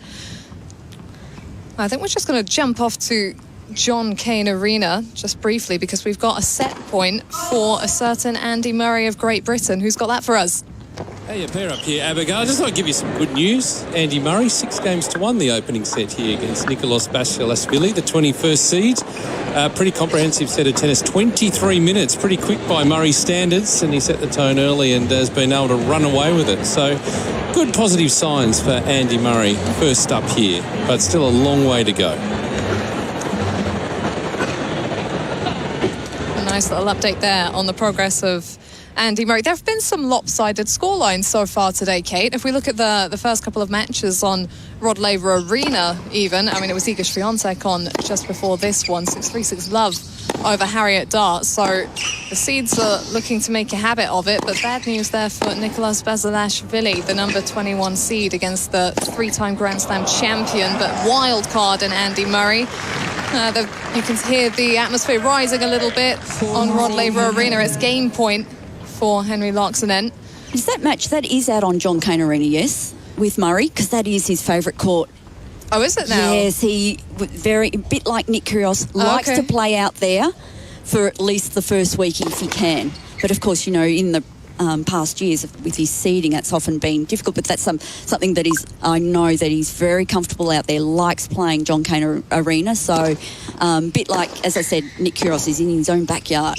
Well, that's incredibly interesting. There we go. Then we've got another hold for Henri Laaksonen as Medvedev sends the cross-court forehand into the net. But the number 2 seed will feel pretty assured that he's done enough in this set if he can keep up his serving stats to get across the line and make it a dominant 2-0 advantage. So let's talk a bit about that then, Kate. How much of an impact do you think the atmosphere makes for a player and how comfortable that they feel? Yeah, huge. And I was just, there's been an upset today with Leylah Fernandez has been beaten by the wildcard, the Australian player, Madison Inglis in 2 straight sets. Now, Fernandez was young, runner-up at the US Open. She's a big-time player. She talks that too. She loves the crowd behind her, really, revving her up, and she just soaks up the atmosphere, loves that big court play. She didn't get that today. And I just wonder, with coming into a big tournament, I know that she's spoken about it, how important it is. So, yes, for some players, absolutely. For others, and I think, sometimes we've seen it here in Australia with some of the Australian players, it can be too much. Just the focus on them and the support that the Australian public want to give them can be just, I think they'd rather just, go under the radar for a few matches. But, yes, it depends. But, yes, Murray loves it out there. It's comfortable out there. Kyrgios is the same. It's something about that court that they feel, I think it may be just the way it's set up, where you feel like the audience, the crowd's just right on, the court with you. Great atmosphere. I don't think we can say, though, that Laaksonen has been overawed here. I mean, he's 29, no. He's been on tour for a while. I think it's just a mismatch. And Medvedev, as we know, is in such good form. Won the US Open for his first Grand Slam title last season, so he is the most recent major champion coming into this. He's also the highest ranked player in the draw with the absence of Djokovic, and he's at a position now, 25 years old, wealth of experience behind him, where he can take that in his stride, and the options that he has and the consistency that he has just seems to be giving his opponent trouble. Backhand cross-court return from Laaksonen, and then a steady forehand up the centre of the court. Medvedev staying balanced as he runs with the forehand, and it's overhit from Laaksonen, so the love 15 advantage is erased, and Medvedev is on the board as he looks to try and close out this second set.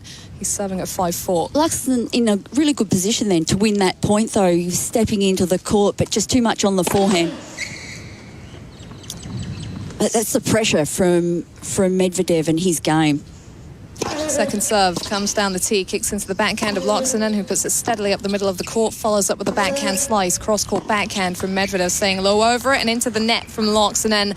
And he's come with that slice, hasn't he? And you've got to give him credit for how he's tried to utilise the variety out here. The slice has been good for most of the match from Laaksonen. Just on that occasion, just didn't get it in under that ball enough. And it's an unreturned serve out wide, stretched that one-handed backhand. Did Medvedev to bring up double set point.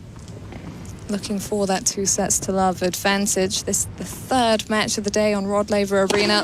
First match of the week for Medvedev, who sends a big serve down the tee, follows up with the off forehand, shorter angle, slice back from Laaksonen, slice and response from Medvedev, who then sends the forehand cross-court forehand into the corner from Laaksonen, cross-court forehand from Medvedev, who then takes the forehand central, and Laaksonen goes back behind, but Medvedev is really well balanced, and he's not giving any ground out here, even as he's pushed back behind the baseline. He looks to be in control. Forehand up the centre of the court from Laaksonen. Forehand, I thought that was a winner down the line, but there was a tiny bit of a gap, and so Laaksonen does hang on and force Medvedev to try and take advantage of a second set point. Well, Medvedev just trying to inject some speed into that point, and that forehand just going wide, not by much.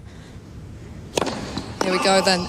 It'll be a second serve for Laaksonen to look at, and he's taken a couple of steps forward to stand on top of the baseline, but the return is into the net. So here we go. Daniil Medvedev making his 2022 Australian Open debut, has the 2 sets to love advantage. He doesn't give much away, Medvedev, with the way he carries himself, but you've got to think that he's pretty happy with the way this is playing out so far. 6-1, 6-4, Medvedev in the driver's seat. This AO, we're slamming out the tunes with the best of Australian music. The Grand Slam live stage returns with performances from Baker Boy, Touch Sensitive, Mia Ray, Electric Fields and ARIA award-winning Budjera. Plus, perched above Birrarung Ma, free to access is the CC Racket Club, hosting DJs right up until match time, when you can catch all the action on the big screen. Book your premium experience at ozopen.com. The AO Show podcast is back. Everyone who has a stage has the right to say whatever they want to say. Keep up to date with the Australian Open in under 20 minutes every day of the main draw. It's an honour that they're thinking that way, but I still feel like I'm just starting. The latest news. It's a great storyline. The greatest views. We're going to see Sasha Zverev win a major, and I think the Australian Open could be that one. All from inside the Australian Open. This is probably new territory for a story like mine. The AO Show. Subscribe today. This AO, go all out. Take your Australian Open experience to the next level with an on-court seating package. In addition to having a front row seat to tennis history, our premium experience also includes access to pre- and post-match drinks and refreshments at the dressing room, a gourmet meal in one of our on-site restaurants, and exclusive access to Atrium.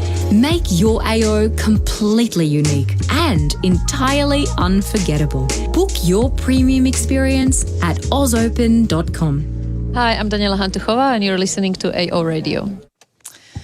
In the company of Abigail Johnson and Kate Cairns. Oh no, I've butchered that, haven't I? You did a great job. Is that good? Yes. Okay, good. By the end of the fortnight, I will be nailing that.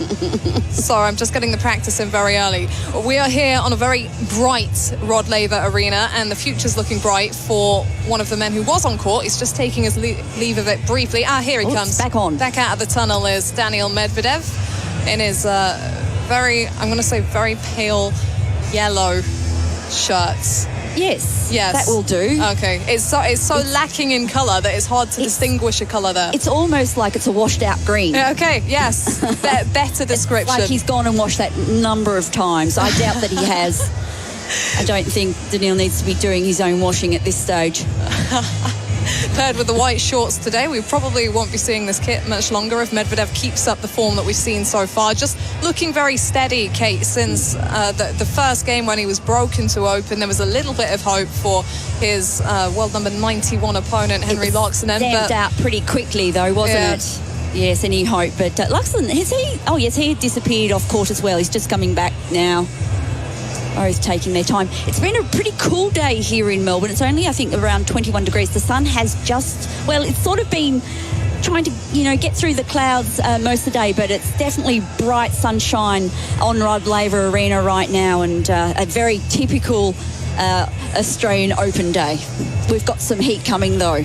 Abigail, prepare yourself. So one of the things I was warned about regarding Melbourne before I came, because I've never been prior to this month, is that you can get all 4 seasons in one day in Melbourne. Is that definitely. accurate? And sometimes all 4 seasons in one morning. That's what we've been going for more recently. So although this week looks like it's going to be pretty reasonable, I think you'll be fine. You'll survive. Just always have a cardigan. That's my little piece of top tier advice. I'll take it. Thank you very much. Well, Henry Laaksonen could do with some advice right now. He's up at the baseline. He's got the ball in hand. He gets to serve to open this set, and he sends a big one down the tee. It's a let. He will know how important this game is, as it was at the beginning of the second. Now, he's lost 2 sets, but that second set much closer than the 6-1 opener, and he was able to keep stride with Medvedev at the beginning of that set. Serve into the body on forehand behind it. Medvedev keeps a distance behind the baseline just to give himself time on that ball. Slices the backhand in. The chop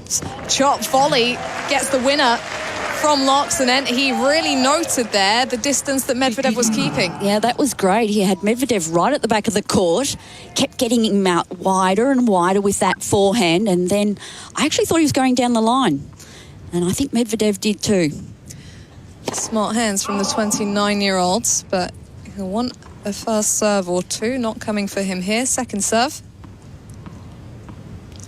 Silence in the biggest show court arena. It's an off forehand return deep from Medvedev. Gets him up towards the baseline. Off forehand again. Sendung just keeping his balance at the side of the court, but chops the forehand into the net as Medvedev gets him on the stretch. And so far behind the baseline then, Luxon. Gosh, I keep tripping over that name, don't I? It's a tongue twister.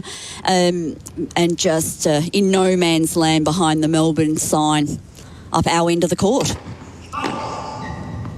Another second serve to come for Laaksonen, who has been here most recently last year in 2021 when he qualified for the main draw. Off forehand from Laaksonen, sends the forehand cross court behind it. Medvedev keeping his eye firmly on that ball and getting the depth on the forehand side. He goes even deeper into the forehand of Laaksonen, and it's too deep. You'll have heard that call. And it went long. 30-15 for Henry Laaksonen. I'll keep your messages coming through here at AO Radio. You can contact us via the website ozopen.com/AO Radio. You're listening in the Rod Laver Arena. Start waving and we'll pick you out. Great idea. I'm going to get looking around. Have you had some waves before? Have you spotted people? Oh, yes, we have actually. That's fantastic. Love that. Forehand into the net from Medvedev. He was on the stretch there. And that's what's so difficult. Medvedev is a lanky guy, and for someone that is so tall, his balance and the movement that he's capable of is pretty incredible. Yeah, he's quick for a tall man. So you've got to work extra hard to get him on the stretch the way Laaksonen did there. Forehand cross court behind the wide serve from Laaksonen. It's a cross-court rally and the forehand lifted into the net from Laaksonen. Medvedev, from this position in the commentary booth, we get such a good idea of the trajectory of the ball over the net, and Medvedev was flirting with the net cord there. He was barely brushing over the top of it. Laaksonen seemed to struggle with that. Game point, 40-30 for the Swiss player. But that first serve still not cropping up for him. Misses down the tee. Medvedev shakes out one leg, then the other, and takes a little split step. Cross-court backhand return into the net. And there it is, the hold that the Swiss player was looking for. Laaksonen, the first man on the board in this set. And he's got to stay in the moment here and just hope that he can keep Medvedev out here long enough that he gets rattled. Because although it happens less nowadays, Kate, we have seen Medvedev get rattled. We have, and he can sort of disappear out there on court pretty quickly. So I just don't think it's going to happen today, but you never know. You do never know, indeed. It's we've got to go 5 sets. We've got that option here at the Australian Open. Chris, I will get to your email in just a moment. Chris from Utah. From Utah. Of course, if you're going to send us a message, let us know where you're listening to us from, and I always want to know the temperature. Is there a competition for how far away people are listening from? No, but we probably should do that. That would be interesting. Yeah. Anyone from Antarctica? It happens. Ah? Uh-huh. Okay. Mm-hmm. Quite the contrast to sunny Melbourne at the moment, fingers crossed. Return long down the centre of the court from Laaksonen. Now, with getting that opening hold on the board, it's really important for him to try and make a statement here and just try and make Medvedev feel like he's being pushed onto the back foot. Big serve down the tee from Medvedev inside the baseline. Off forehand, slaps into the backhand of Laaksonen. Cross-court forehand behind it is a clean winner. He timed that perfectly. Yeah, it's too big for Medvedev, and the ball short in the court. He comes in, puts the forehand away in the corner. Laaksonen, he's standing quite aggressively. He's not, like you said, he's trying to put some pressure on this first serve from Medvedev. That first serve is a fault. So a second serve. Where will he stand for this one? The man in navy blue takes a step in and sends the backhand long. He jumped in, though, to take that second serve. I like that. He's going to try to put pressure on Medvedev, but he has to make these returns. So it's 40-love for the number 2 seed. And it's a second serve to come from him after he misses one down the tee into the forehand of his opponent. Second serve is practically a first serve. What a bomb from the racket of Medvedev. The kind that we saw during the US Open final. That was so key to his victory over Novak Djokovic. It's so hard to read too, that second serve. I had no... did Laaksonen, did he know where it was going? Because it didn't look like it. He was late to that ball. Mind you, it was going like a bullet, 194 kilometres an hour. Second serve, not bad. Well, that's just a sign of how comfortable Medvedev is feeling right now. So his opponent out here needs to be careful. Cross-court forehand, backs around for the off forehand as Laaksonen, but that's just missed the corner. And it's love 15. Now, we've seen him, Kate, trying to be more aggressive, the 29-year-old, trying to impose himself. With being 2 sets to love down, does that relieve some pressure? Does he feel more like he can have a free swing at this? Oh, well, he should, because he's got nothing else to lose now, has he? I mean, really, just got to see if he can get himself into this match, give himself a chance. He went for a big forehand cross-court winner then and missed by probably a metre. Some margin. Yeah, and maybe that's the thing. He might just need to sort of go out swinging. Can he land the mark, though? Love 30 here at 1-1, third set. Laaksonen taking his time, serves that wide to the forehand of Medvedev into the net, and Medvedev was stretched away off the court. Stretched and maybe slipped ever so slightly then, Medvedev, but he was on the move out wide. That's a terrific serve. That shirt's got a stripe through it, Abigail. The Medvedev shirt? Mm-hmm. Okay, my eyes need testing, clearly. Cross-court, forehands, just gets out of the way of Medvedev there from Laaksonen. That whistled through the court. Laaksonen then just sensational, right up onto that ball. Flicking that wrist across. Medvedev, no opportunity to get to that one. Big serve out wide. He's starting to land these first serves again. It's helping him out. Back behind, gets him inside the baseline. Laaksonen at the net. He puts the volley short into the court. It's a lob from Medvedev. It's an overhead into the open court. A winner from Laaksonen to get himself to the game point. 3 points on the trot for the Swiss player. Something happening on the juice court with the Laaksonen serve. Oh, my goodness me. It's dipping, and Medvedev's not picking up on it. It's been caught short twice now on that serve.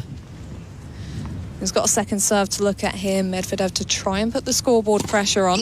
And the serve kicks into the body. Quite a bit of time on it for Medvedev, who gets underneath the backhand, but then he chops the forehand as he's put on the stretch. It's wide. And it is 2-1 for Henri Laaksonen, who is starting to get a bit of a foothold here. He's had ample time on court now to adjust to the situation, to adjust to Daniil Medvedev. And the first serve did crop up to help him there. Well, we are going to hop back across to John Cain Arena, where Andy Murray and Nicolas Basilashvili are doing battle, and I think that Peter Mercato has an update for us. I do. Look at you. I gave you good news in the first set, Abigail, but I'm not going to give you such good news in the second set, because he's down a break now, Andy Murray. Nicolas Basilashvili leaving 3 games to 1 in this second set, and he's settling into the task a lot better now. I think it took a while for him to find his feet out here on the big John Cain Arena, and he's starting to put some real pressure on Murray now. We expected that it was going to be a long match. There have been 42 minutes on court. Murray took the first set 6 games to 1. Got to say, there's a good crowd out here on John Cain Arena. We've also got Nick Kyrgios and Liam Brody a little bit later on tonight, and they're going to make a plenty of noise. But for the moment, Basilashvili steadying things. 3-1 second set. Murray the first 6 games to 1. Let me see next cross whether I can bring you some more news, more good news for you, Abigail, to see whether he can turn this around. Thanks for that, Peter. Love how he assumes that the Murray first set is good news for me. Maybe I'm a huge Nicolas Basilashvili fan. Well, exactly. He didn't ask. I mean, that's pretty rude. But that is Peter Mercato. There you go. There's so much action going on John Cain Arena today. I mean, it is a loved arena, much loved arena, isn't it, Kate? It is. Yep. There's always juicy matchups there. And now the Nick Kyrgios, Liam Brody match is of special interest to us, because Daniil Medvedev, should he come through this match, will be playing the winner of that contest. Now, on the surface, you would think that could get interesting, particularly if he was to play Nick Kyrgios, but there have to be some concerns regarding the fact that Kyrgios had COVID very recently, and he's had very little match practice coming into this event. It's going to be a really tough match for Nick this evening, and Liam's come through. I think did he come through qualifiers? He did, and he had an intense qualifying battle as well. So he's got a lot of matches under his belt, and you have to say he's in some form. Definitely.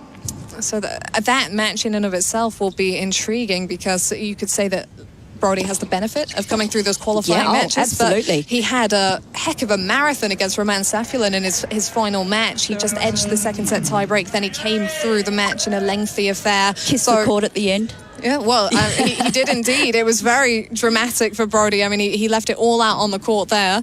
And, hey, maybe he'll be feeling the effects of that a bit. Maybe it'll balance things out. But you don't look so convinced, Kate. Well, you know, with Kyrgios, who knows what you're going to get. Yeah, true. But if Nick does get through the match tonight, I don't see him getting past Medvedev, and as an Australian, that hurts. But it's too much to ask. The endurance of Medvedev is just something else. Even if you're in full fitness, that's going to be tough to go up against over best of 5 sets. Off forehand from Medvedev. He's serving here at 1-2, 40-15. He's come with the drop shot. Laaksonen has tracked it down, but he can't quite pick it up over the net. That was well executed by Medvedev to make it 2-all. It was. I'm not sure that he thought he made that shot then, Medvedev, but he just did enough. A little dinky die, just cut in under that ball, and perfect drop shot in the end. So, what's Laaksonen's response to that? Now, Laaksonen, I don't know. He has actually, I think he's been serving quite well in this set. So if he can keep getting some big first serves in, he serves first. He's serving first in this set, so he can put some scoreboard pressure on Medvedev later in this third set. As long as he keeps the forehand in the court. You just never know. Yeah, and you know, keep making those slices. And look to come forward. He's had some success with that.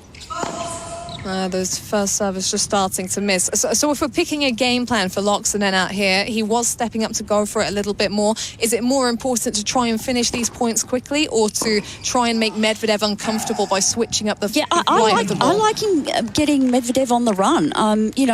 These guys are fit. They can go 5 sets. This is the first match of the Grand Slam. I mean, you want to be out there 5 sets, quite frankly, if you're up against Medvedev. That's ideal. Return long from Medvedev off a first serve from Laaksonen. Now the first serve percentage for Laaksonen in this set is down at 56%, and overall in the match he's not quite hitting the 60% mark, so he needs to. We've seen, haven't we, the effects of that first serve when he lands it, but he's just not quite landing it enough. And we've got another second serve coming here at 2-all, 30-15. That's into the body of Medvedev, who takes it on the backhand side. Off forehand, catches the edge of the line from Laaksonen and forces the error. Laaksonen then with that second serve, I like that, into the body of Medvedev, making him feel uncomfortable out there. Let's not give him, time to get into that forehand or that beautiful backhand down the line that he loves to go with. Double game point. And that is a razor-sharp serve down the tee for Laaksonen. He's a pretty cool customer, isn't he?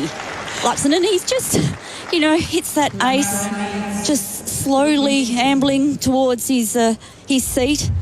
There's not much energy, there's no woo. I want some woo. He keeps his But I'm thinking he's just not that kind of guy. Yeah, and maybe that wouldn't help him, because he's not given way to frustration that we've seen so far out here, and he is the elder of the two players, even though he has the less experience in terms of heights reached on the tour. He was playing a fair bit on the Challenger circuit last year. But looking through his previous results at the Australian Open, I don't know if you did the same, Kate, so I don't know how fun this would be, but I saw a very interesting result when one of the 2 times that he qualified for the event.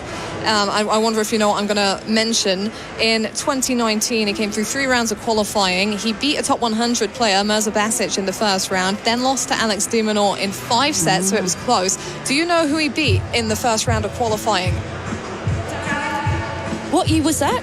This was 2019, and what if I were to tell you that this player is now a top 10 player? Oh, no. Oh, my goodness. No, you'll have to tell me. I've missed this one. Is this that? Casper Ruud. Get out. He was ranked outside the top 100 at the time, and it was a straight sets win for Laaksonen. What a year he's had. Hasn't he just? Unbelievable. Yeah, it was amazing last year to see Ruud transfer that clay court form onto the hard courts and really establish himself as not your lead contender, but maybe a dark horse at some of these events now, Casper Ruud. But Laaksonen is not handling Ruud today. He's got Daniil Medvedev, and it is proving pretty tough, but he's just keeping him on the back foot on the scoreboard. 15-love, 2-3, Medvedev. Oh, we've just heard that Ruud has actually pulled out of the tournament. What was the reasoning? I have no idea. I think injury. That's tough. That is tough. Well, at the beginning of the year, people might be surprised that players are having to withdraw. We've seen a number of withdrawals, injury-related, but you should see how hard these guys go on the practice court.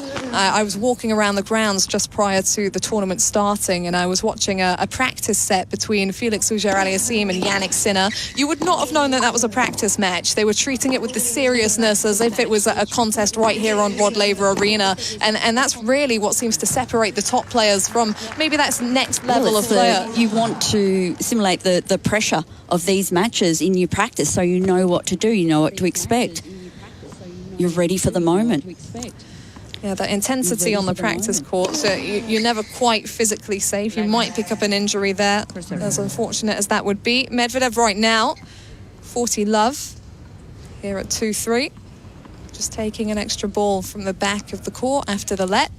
Starts the service motion again, and it's an ace down the tee, and that looks casual from Medvedev, who just chips the spare ball. Medvedev's service action.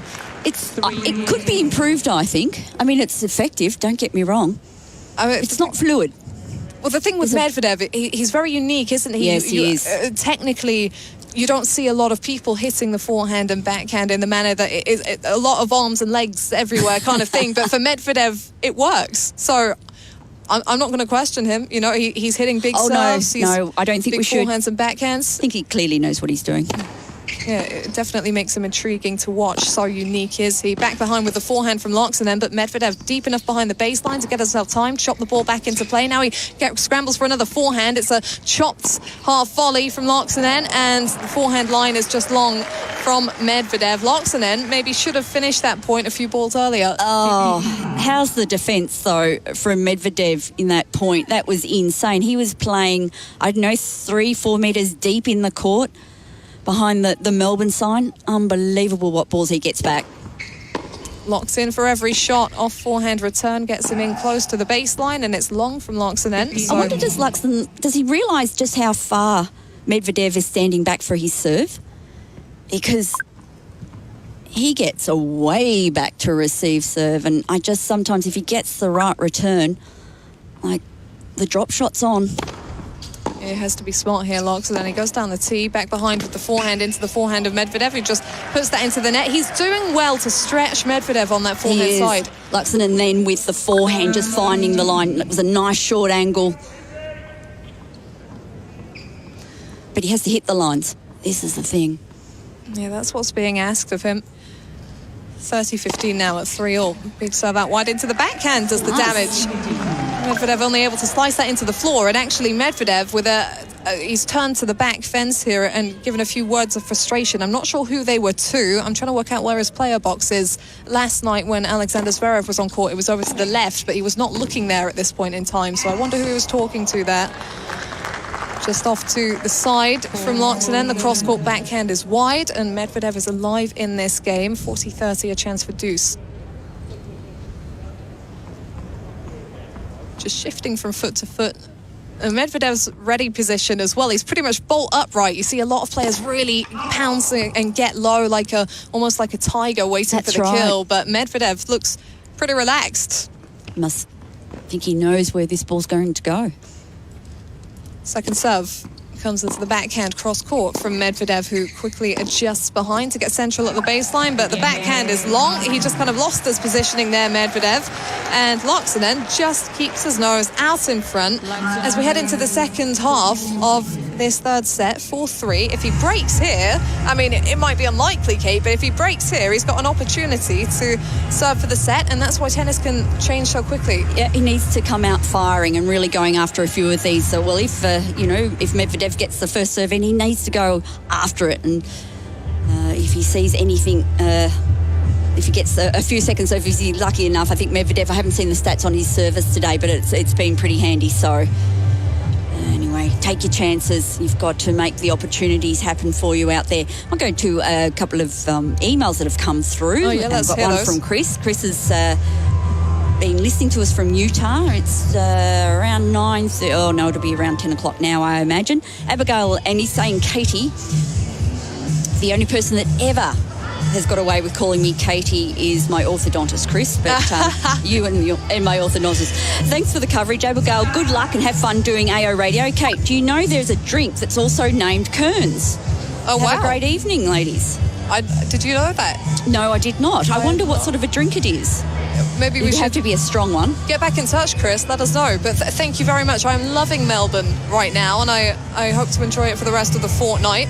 If you've got anywhere I should go and see, if anyone's got any suggestions for that, that's a good idea. Touch. Well, I'm here. What are you interested in seeing, Abigail? So maybe we can just, try to tailor that for you. Yes. I've been to a beach. I knew I had to go to a beach if I was to come here. Melbourne's not really known for its beaches, I have to say. But sure. Come on, Kate. I've come halfway across the world. Give me better news than that. Our surf coast is pretty good. Okay. You need to get out of Melbourne a bit, but it's fairly tame around the bay. Fair enough. I've heard there's a good zoo in the area. Black Rock's pretty lovely, though, if you're down that way. You are down that way, I think. Okay. Yeah. Okay. I'll have to keep that in mind. Right, Medvedev with a big service game here. 3-5, 15 love. Backhand up the line. Cross-court forehand taken early by Locks, and then forehand down the line from Medvedev. Cross-court backhand from his opponent, and it looks like this is shaping up to be a pretty long one. It's a slice backhand down the line from Locks, and then forehand into the net. Now, do you feel that was the right shot choice, Kate? Yeah, he had the open line down in front of us here, Abigail, and he's found the net. It was open, it was there. So he's got to keep committing like that, not let the disappointment get on top of him. No, he's got a second serve here. Where's he going to stand? He's pretty much right slap bang on top of the baseline here. Larksonen shuffles forward, cross-court forehand return to the feet of Medvedev. He then slices the backhand into play, buying himself a bit of time. Backhand down the line is pretty flat. Medvedev gets underneath it with the forehand, then he goes the forehand up the line. Backhand slice, cross-court from Larksonen. Backhand cross-court from Medvedev, staying low over that. But then he comes with the drop shot, and it's into the net from Medvedev. Well, I guess if you're going to try the drop shot, maybe pull it out at 30 He love. has experimented a little with that shot today, Medvedev. He was behind just on the baseline trying to make the drop shot. Well, he's good. And normally you'd expect that he'd make that shot. Well, he does leave the door open, 30-15. And second serve. Now, let me get these service stats up for Medvedev, because I feel like that first serve percentage is dropping. And Larksonen's made him pay. Got right on top of that ball for the backhand down the line. Yeah, that was good from Luxon. He really jumped in on that backhand, went down the line, didn't try to overhit, saw the opportunity, it was open. Here we go, very interesting number for you. Medvedev in this current set, 41% of first serves landed. That's a long way from where he wants that to be, particularly here. That's asking for a break. 3-4, 30 all, kick serve into the body, cross-court backhand, he's come to the net, and it's wide from Larksonen. So that's a very key point won by Medvedev. He's avoided the breakpoint deficit there. And I was listening to Medvedev prior to this event, Kate, talking about ATP Cup. Obviously, he played there on the Russian team. And he said, well, I didn't think we had a shot at winning because I don't rate myself enough on the doubles court, and I had to play doubles. Oh, that's interesting. So the net game, I think, for Medvedev has been the one hole in his game that has been that needs targetable. improvement. Yeah. But it was very interesting to see him there in a key point, with the pure intent right from the word go to get up to that forecourt. Maybe he's picked up a bit of confidence there, and he will have done with that hold of serve. Big serve out wide into the backhand, makes it 4-all, and it immediately transfers the pressure back to his opponents. I wouldn't say that Medvedev was under a lot of pressure there in that last service, but there was opportunity there for his opponent. Luxon, he's just at the back of the court. He's deep in thought. Has to hold here. Is an absolute must. Could this be the final straight? Larksonen is not giving anything away. He's got a great game face, Larksonen. A lot of these players, I'm very impressed. Well, he can play poker for sure. So if he needs a backup plan, that's where he's headed. Second serve here. Medvedev staying way behind the baseline. He takes the backhand up the line. Larksonen doubles round for the off forehand and misses it by some margin. So Medvedev with the first point here. He lost himself a little bit of time there, Larksonen, with the run around. Noticed him doing that a few times, just favouring the forehand when he wants to drive the shot. Serve is wide into the backhand of Medvedev, and then down the line, forehand winner, inside in from Larksonen, and that is why he wants to play the forehand, because he times it a treat. Yeah, gets around nicely on the forehand side. I mean, that was a terrific shot. And once again, we get no emotion. Nothing. Big serve down the tee. Medvedev can only lob the return back, but it's going to land in play. Overhead from the baseline from Loxinen. Clean winner. Now, that is not as easy as he made it look. That's a smash from the back of the court. That is tough. He's somewhat casual, Loxinen. He's a different cat. These two are asking the questions of each other in that regard. Big serve out wide into the backhand. Forehand down the line. Winner from Loxinen. Well, we thought this would be one of the highest pressure moments of the match for Loxinen, and it's looking like one of the easiest moments for him at the moment. Very confident. That's big stuff. Maybe just starting to show those years of experience on the tour. Turned pro in 2009. Well, that almost looked like an ace out wide, but just curling outside of the service box. So a quick glance across the net at Medvedev, who is in the shadow at the back of the court. So far behind the baseline is he. Kick serve into the backhand at the tee, and then inside in forehand down the line. Gets Loxinen on top of the baseline, and he spins the forehand cross court. Medvedev is playing defensively, but he doesn't mind that. He's brushing up the back of the ball on the forehand side. Cross court forehand from Medvedev. He's got the depth, and that's wild from Loxinen. Wide of even the tram lines. Just got a little bit impatient there, I think, Kate. Oh, definitely impatient.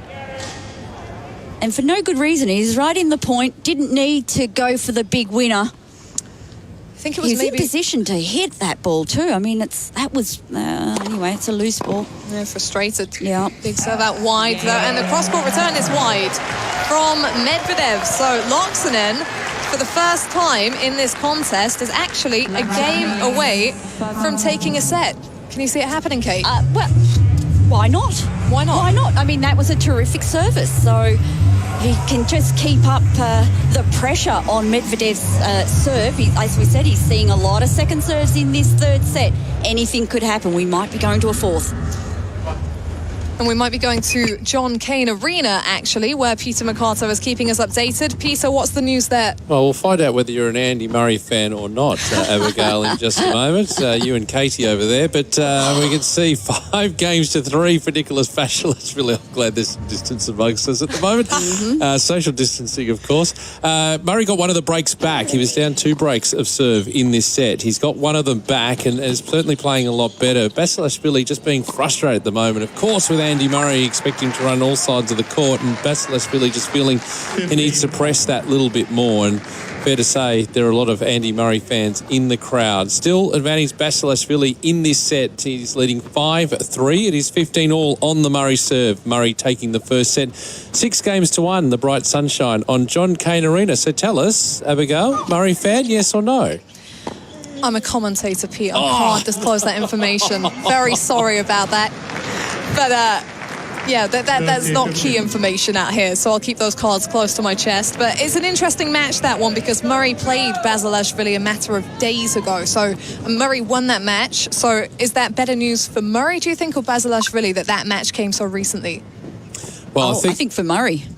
Oh, we've got Pete chiming in there as well. Let's go. You're looking at Kate, but probably talking to me. But he's got game points here to bring it back to 5-4. Okay. Yeah, I don't think it's going to make too much of a difference. I mean, these guys know each other so well out there. They played at Wimbledon last year as well in the opening round. Murray got the win there too. So in terms of intel, there's not too much to know any extra there. It's Basilashvili. It's a beautiful forehand return. It's the baseline. But Murray still with a game point here. It's 40-30, serving at 3-5 in the second set.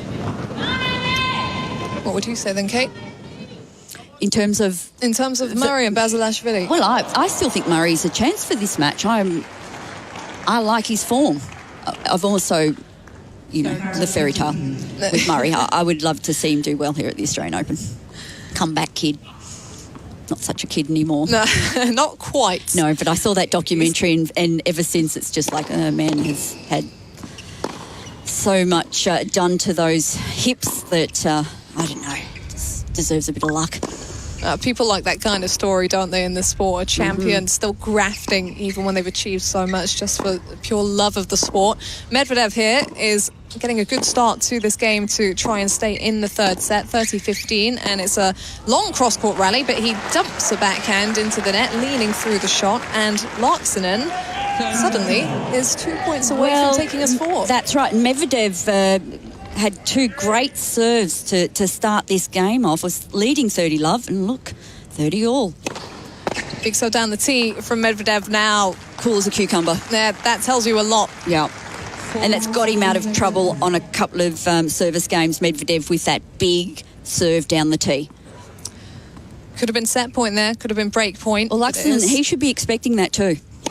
Game point, another big serve down the tee, and that is how quickly a champion can snatch the opportunity away from you. Half chance for Laaksonen at 30 all, barely 20 seconds ago, and Daniil Medvedev has just made it 5 all. Very impressive from the US Open champion. Now, you would expect that to make things feel a little bit different for him coming into the Australian Open. Maybe he's a Grand Slam champion now, but this time last year, he was a finalist here, so maybe he does feel like it has been that steady progression, and I he's think still so. the same guy. And, you know, what's the next step up? Well, it's to win the Australian Open.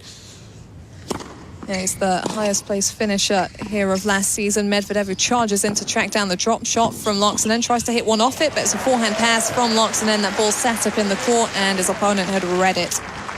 15. We have a set point on John Cain Arena, so we're going to dash back there quickly. We are. Basilashvili with the set point on the Murray serve. 5-3. It's advantage Basilashvili. Certainly playing a lot better now in this second set. The serve from Murray into the forehand to Basilashvili. Full stretch Murray. Cross court in the forehand to short ball. Basilashvili, beautiful cross court forehand winner. And he's definitely back in this contest, the 21st seed. He's taken the second set, 6-3. And we are at 1 set all here on John Cain Arena. You'll be over here after you finish there. Well, thank you very much. We look forward to that. I hope you are enjoying listening along on AO Radio. Great to have you with us, as always. If you want to get in touch with us, we've been reading through your emails, then please visit ausopen.com/AO Radio. You can fill out the Ask the Booth form, or you can email us directly at aoradio@tennis.com.au. Let us know if you think Henry Laaksonen has a chance in this one. He is hanging on. You've got to hand it to him. He's been fierce here. Yeah, and he's doing so well on serve. He's at 40 love. 5 all here in the third. It's so important, but he continues to serve well. Puts himself in a position where he can, then sit back and see if he can attack the Medvedev serve. Medvedev's several paces behind the baseline here to get into that second serve return. Down the line into the net from Laaksonen. You heard him actually bash the ball into the Kia sign that is attached on each side of the net.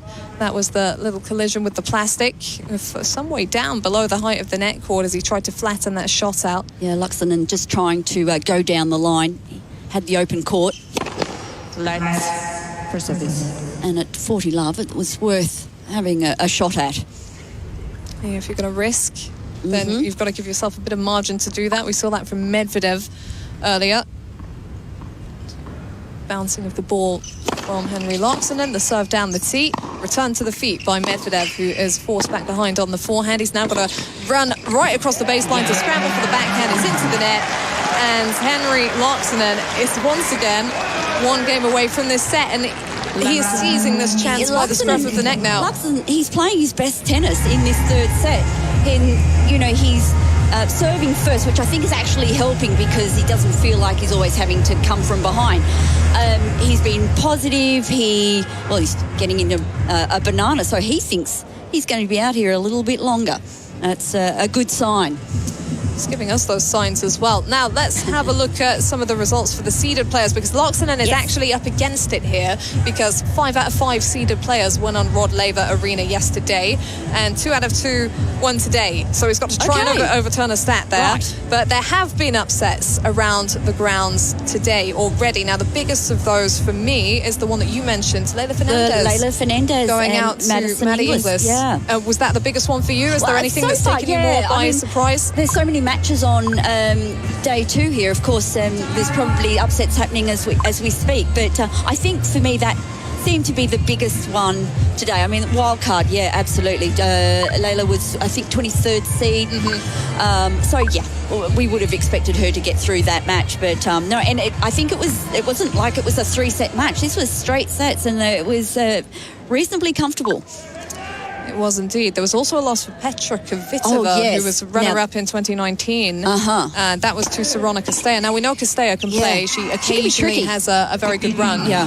But for Kvitova, I mean... She's been flat too, the start of this year. Just has not played any good tennis, and I was a bit nervous for her with that match today. It can go very wrong very quickly, can't it? 39 unforced errors for Kvitova today. Not her best day, but she's got a great attitude, that woman, and she always picks herself back up, whatever the obstacle and whatever the opposition. So we'll be seeing much more of her, I'm sure, but not in Melbourne. 15 love becomes 30 love for Medvedev, serving at 5-6 as the off forehand finds the net from his opponent. Looks like we're going to a tie-break here in the third. Which way would you go there? Oh, Medvedev. You acted like that wasn't even a question. I know. I should have ummed and ahed a bit. That's terrible. I like someone that can really go out there with a prediction. Sizzling forehand cross-court. Okay. 30-15 maybe. That was too soon. Maybe you heard me. Maybe he was getting angry. It was brilliant timing because he was right in front of us in the commentary booth. So I would think that he heard every word that you said. And that's why we have this situation. But Medvedev, with a brilliant serve down the tee, forces the forehand error, making it a couple of game points, and he's looking to see Kate's prediction through for her. Once again, that serve from Medvedev gets him out of a little bit of trouble. A tight spot, should we say, at 30-15. Now with a chance to take it to 6-all and a tie-break here in the third. Second serve. Would be the first tie-break on Rod Laver Arena today. Wins for Garbine Muguruza in straight sets, 6-3, 6-4 over Clara Burel. And then for Iga Swiatek over Harriet Dart. And Daniel Medvedev, his hopes of a straight sets win are still on as he forces this tie-break. Now, Kate has nailed her colours to the mast. I've got to say, as impressive as Laaksonen has been in this set, I just feel that Medvedev has brought the big stuff when he needs to. I mean, he had that 30-all service game. Do we know what sort of a tie-break history he has? Probably hasn't played too many of them. Who knows? I should have had that stat for you. I apologise to our listening audience. He just chops the 1-2 into the net behind the server's Laaksonen, so he's handed over that mini break very quickly, Laaksonen, and this is where you expect the top players to rise up because the format is so tight in the tiebreak. There's not a lot of time, and you expect them to be able to bring their best when it really matters. For Laaksonen, there might be a little bit of tightness, and that might increase as the ace flies past him out wide. 2-0, should I say, in this tiebreak for Daniel Medvedev. Now, what's that about? Can you hear the little groaning on the background? I'm not sure. Did we get another look at that serve? Because Laaksonen, I think he thought it was a little wide, but, well, there's no lines person to argue with. Automated line calls here. Kick serve down the tee, off backhand winner from Laaksonen. I like that. Short serve, and he stepped in and put that backhand away. Now, Medvedev has something to say at the end of the court, and I'm not sure what that's about. Ladies and gentlemen, please, due to courtesy to players, stay quiet in between the first and second serve. Okay. A little bit of noise between serves. Now, I noticed that the other day watching play over in Adelaide. Actually, the umpire had to call out and say, don't cheer after the first serve. Just kind of keep it to the breaks between points. It's a drop shot on the 1-2 from Laaksonen. He then threads the backhand down the line, but Medvedev scrambled underneath it. Can he land this ball? No, he can't. It's just long on the lob from Medvedev, and Laaksonen has made it 2-all. Yeah, well played. Nice variety then. I think people have got their mask on and they forget that you can still be heard with them on. Quite possibly. Here we go, big serve down the tee from Laaksonen, forehand back behind into the forehand of Medvedev. He's right on top of the baseline here is Laaksonen, but that hasn't always ensured that he wins the point because Medvedev's got the depth on the forehand and he's got underneath the backhand as well. Cross court from Laaksonen is wide. Oh, Laaksonen, I mean, so unlucky there. He was in control of that point from the baseline. Medvedev doing all the running at the back of the court. And he pulls it wide with the forehand, cross court. It's been the story at times, hasn't it? Medvedev keeping that distance, keeping that balance, and just wearing him down. Yeah. So will that be the bottom line in this match? The thing that clinches it for Medvedev. He's got a good advantage here in the tiebreak, 3-2, and serving.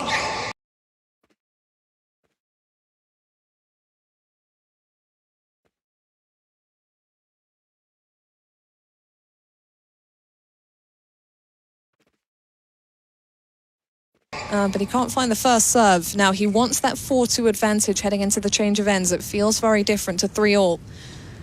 Here comes the serve into the body, taken on the backhand, high up by Laaksonen. He then takes the forehand central to his opponent's body, and the cross-court forehand follows up. Backhand slice from Laaksonen. Medvedev stays over the top of it. Topspin backhand. Backhand slice again from Laaksonen. Backhand down the line from Medvedev. Forehand up the line from Laaksonen. Now this one's extending. We've seen a few of these rallies, and we've often seen them go Medvedev's way. He's staying low over that backhand. Chopped central from Laaksonen. He's getting right down to this ball. I can't believe how low it's travelling. And Medvedev gets over the top of it again with the backhand cross-court again. These two unwilling to change up the rhythm of the play. They're going toe-to-toe, blow for blow, and I can't see this rally ending. I don't think anyone can. Backhand down the line from Medvedev. Medvedev scrambled into the net. That is monumental. Laaksonen has done something big there. 4-2 Medvedev after a 32-shot rally. Could have been curtains, but this tiebreak's still alive. Wow, just slice after slice after slice. To be honest, there wasn't too much action in terms of both players. They just stood in opposite corners of the court and just kept hitting backhand slices. And in the end, Laaksonen, he comes up with the winner. That was impressive. And what a pivotal moment in this match. Making it 3-all at the changeover. That was a stubborn challenge from both players. I'll tell you what, point of the match so far, I think. How does Medvedev respond to that? The ball's on his racket, he's serving. Can you please stop walking behind the player? Thank you. Boy, they're a bit chatty, aren't they, in Rod Laver Arena? It's first round. There's all the excitement. Cross-court forehand from Medvedev. Forehand down the line from Laaksonen. Medvedev away behind the baseline already. Forehand scramble. Laaksonen's just on top of the baseline, pretty much inside it. Off forehand into the net. Once again, he's cost himself some time there, Laaksonen, because he doesn't want to drive the backhand. And for the first time, with some hand gestures, he shows a little bit of frustration. Yeah, he's getting pushed further and further into the back of the court too, and really just great driving then from Medvedev at the back of the court, keeping his opponent deep. So Medvedev looking in a decent position now. Split step at the back of the court, cross-court forehand on the return. He's now on top of the baseline already as the number 2 seed and just taking all the little steps necessary. The slice is long from Laaksonen. He was getting nicely around that ball anyway, Medvedev, and he's really starting to establish himself in this tiebreak. 5-3. Laaksonen now really up against it. 3-5 and serving. If he loses a point now, he's down match points. Here's the Swiss player, and he's missed the first serve. Long at the tee. Just beads of sweat on his forehead as he gets ready for the second serve. It's the return to the feet on the backhand of Medvedev. That forehand missed by miles from Laaksonen. It was loose. And really unnecessary at that time, Laaksonen. He really just needed to apply the pressure to Medvedev. It's just too easy.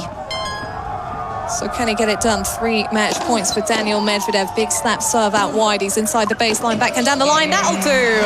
For the number 2 seed, for last year's finalist, Daniel Medvedev has booked his spot in the second round. And barely a reaction. That's the kind of focus that he has right now. Yeah, no, that's a terrific win for Daniel Medvedev. Be very happy to get through in straight sets today. Lovely acknowledgement from the crowd here at Rod Laver Arena for the runner-up here last year. And he is looking good. He was, at times experimenting with a few things out there today. Always I felt like in control. It was a fun match to watch, I have to say. The tennis was great, but Laaksonen, he was really up against it today. And Medvedev just way too classy.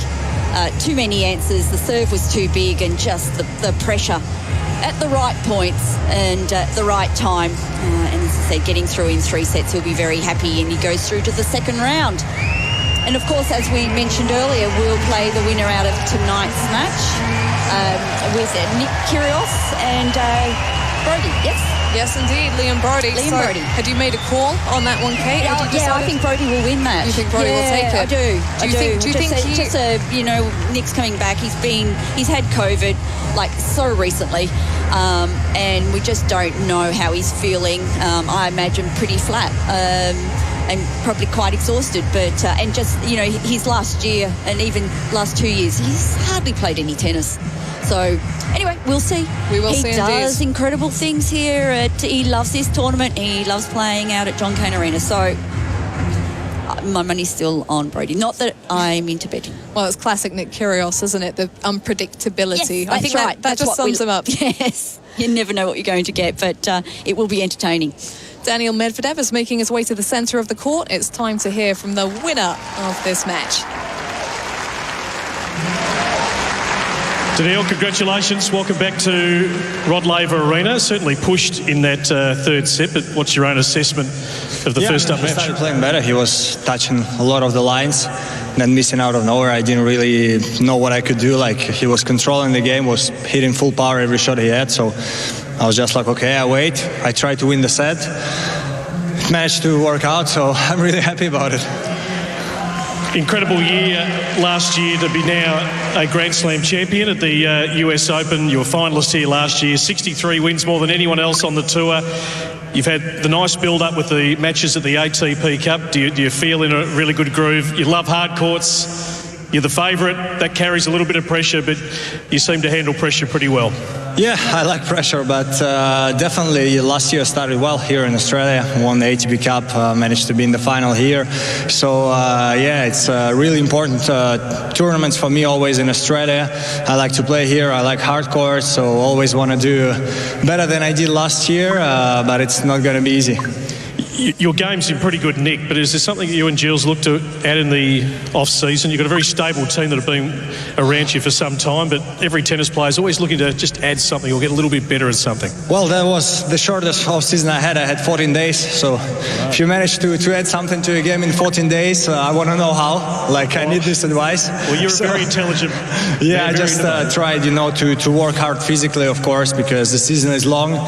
When you have just 14 days, you need to try to get your body back into shape, your mind back into shape. Feeling great. Yeah, hopefully can show some good tennis here throughout the 2 weeks. You love watching tennis, where you take a look at Nick Kyrgios, Liam Brody. That's the winner of that plays you next. That's 7 o'clock tonight. If they're going to show it on TV, yes. If not, I'm going to have to watch another match. So let's see who they're going to show, and I'll be watching the match. All right, another fabulous performance. One down, I'm sure of many to come. We expect a pretty deep run. Well done. Well, if they're not showing that match on TV, Medvedev can tune into AO Radio and listen to our coverage. Well, I might just duck out and let him know, because he'll go past us in about 2 minutes. Yeah, he'll be heading off. Tune into AO Radio, Daniil, whatever you do tonight.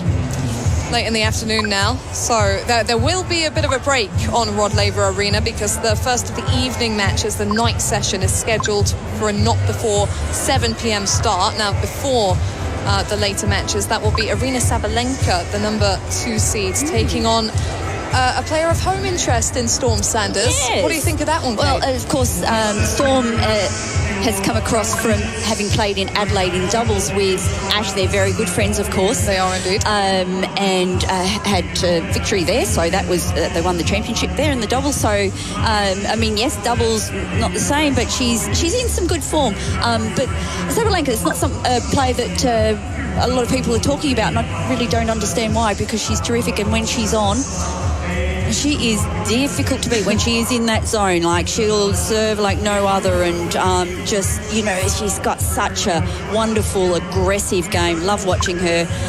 She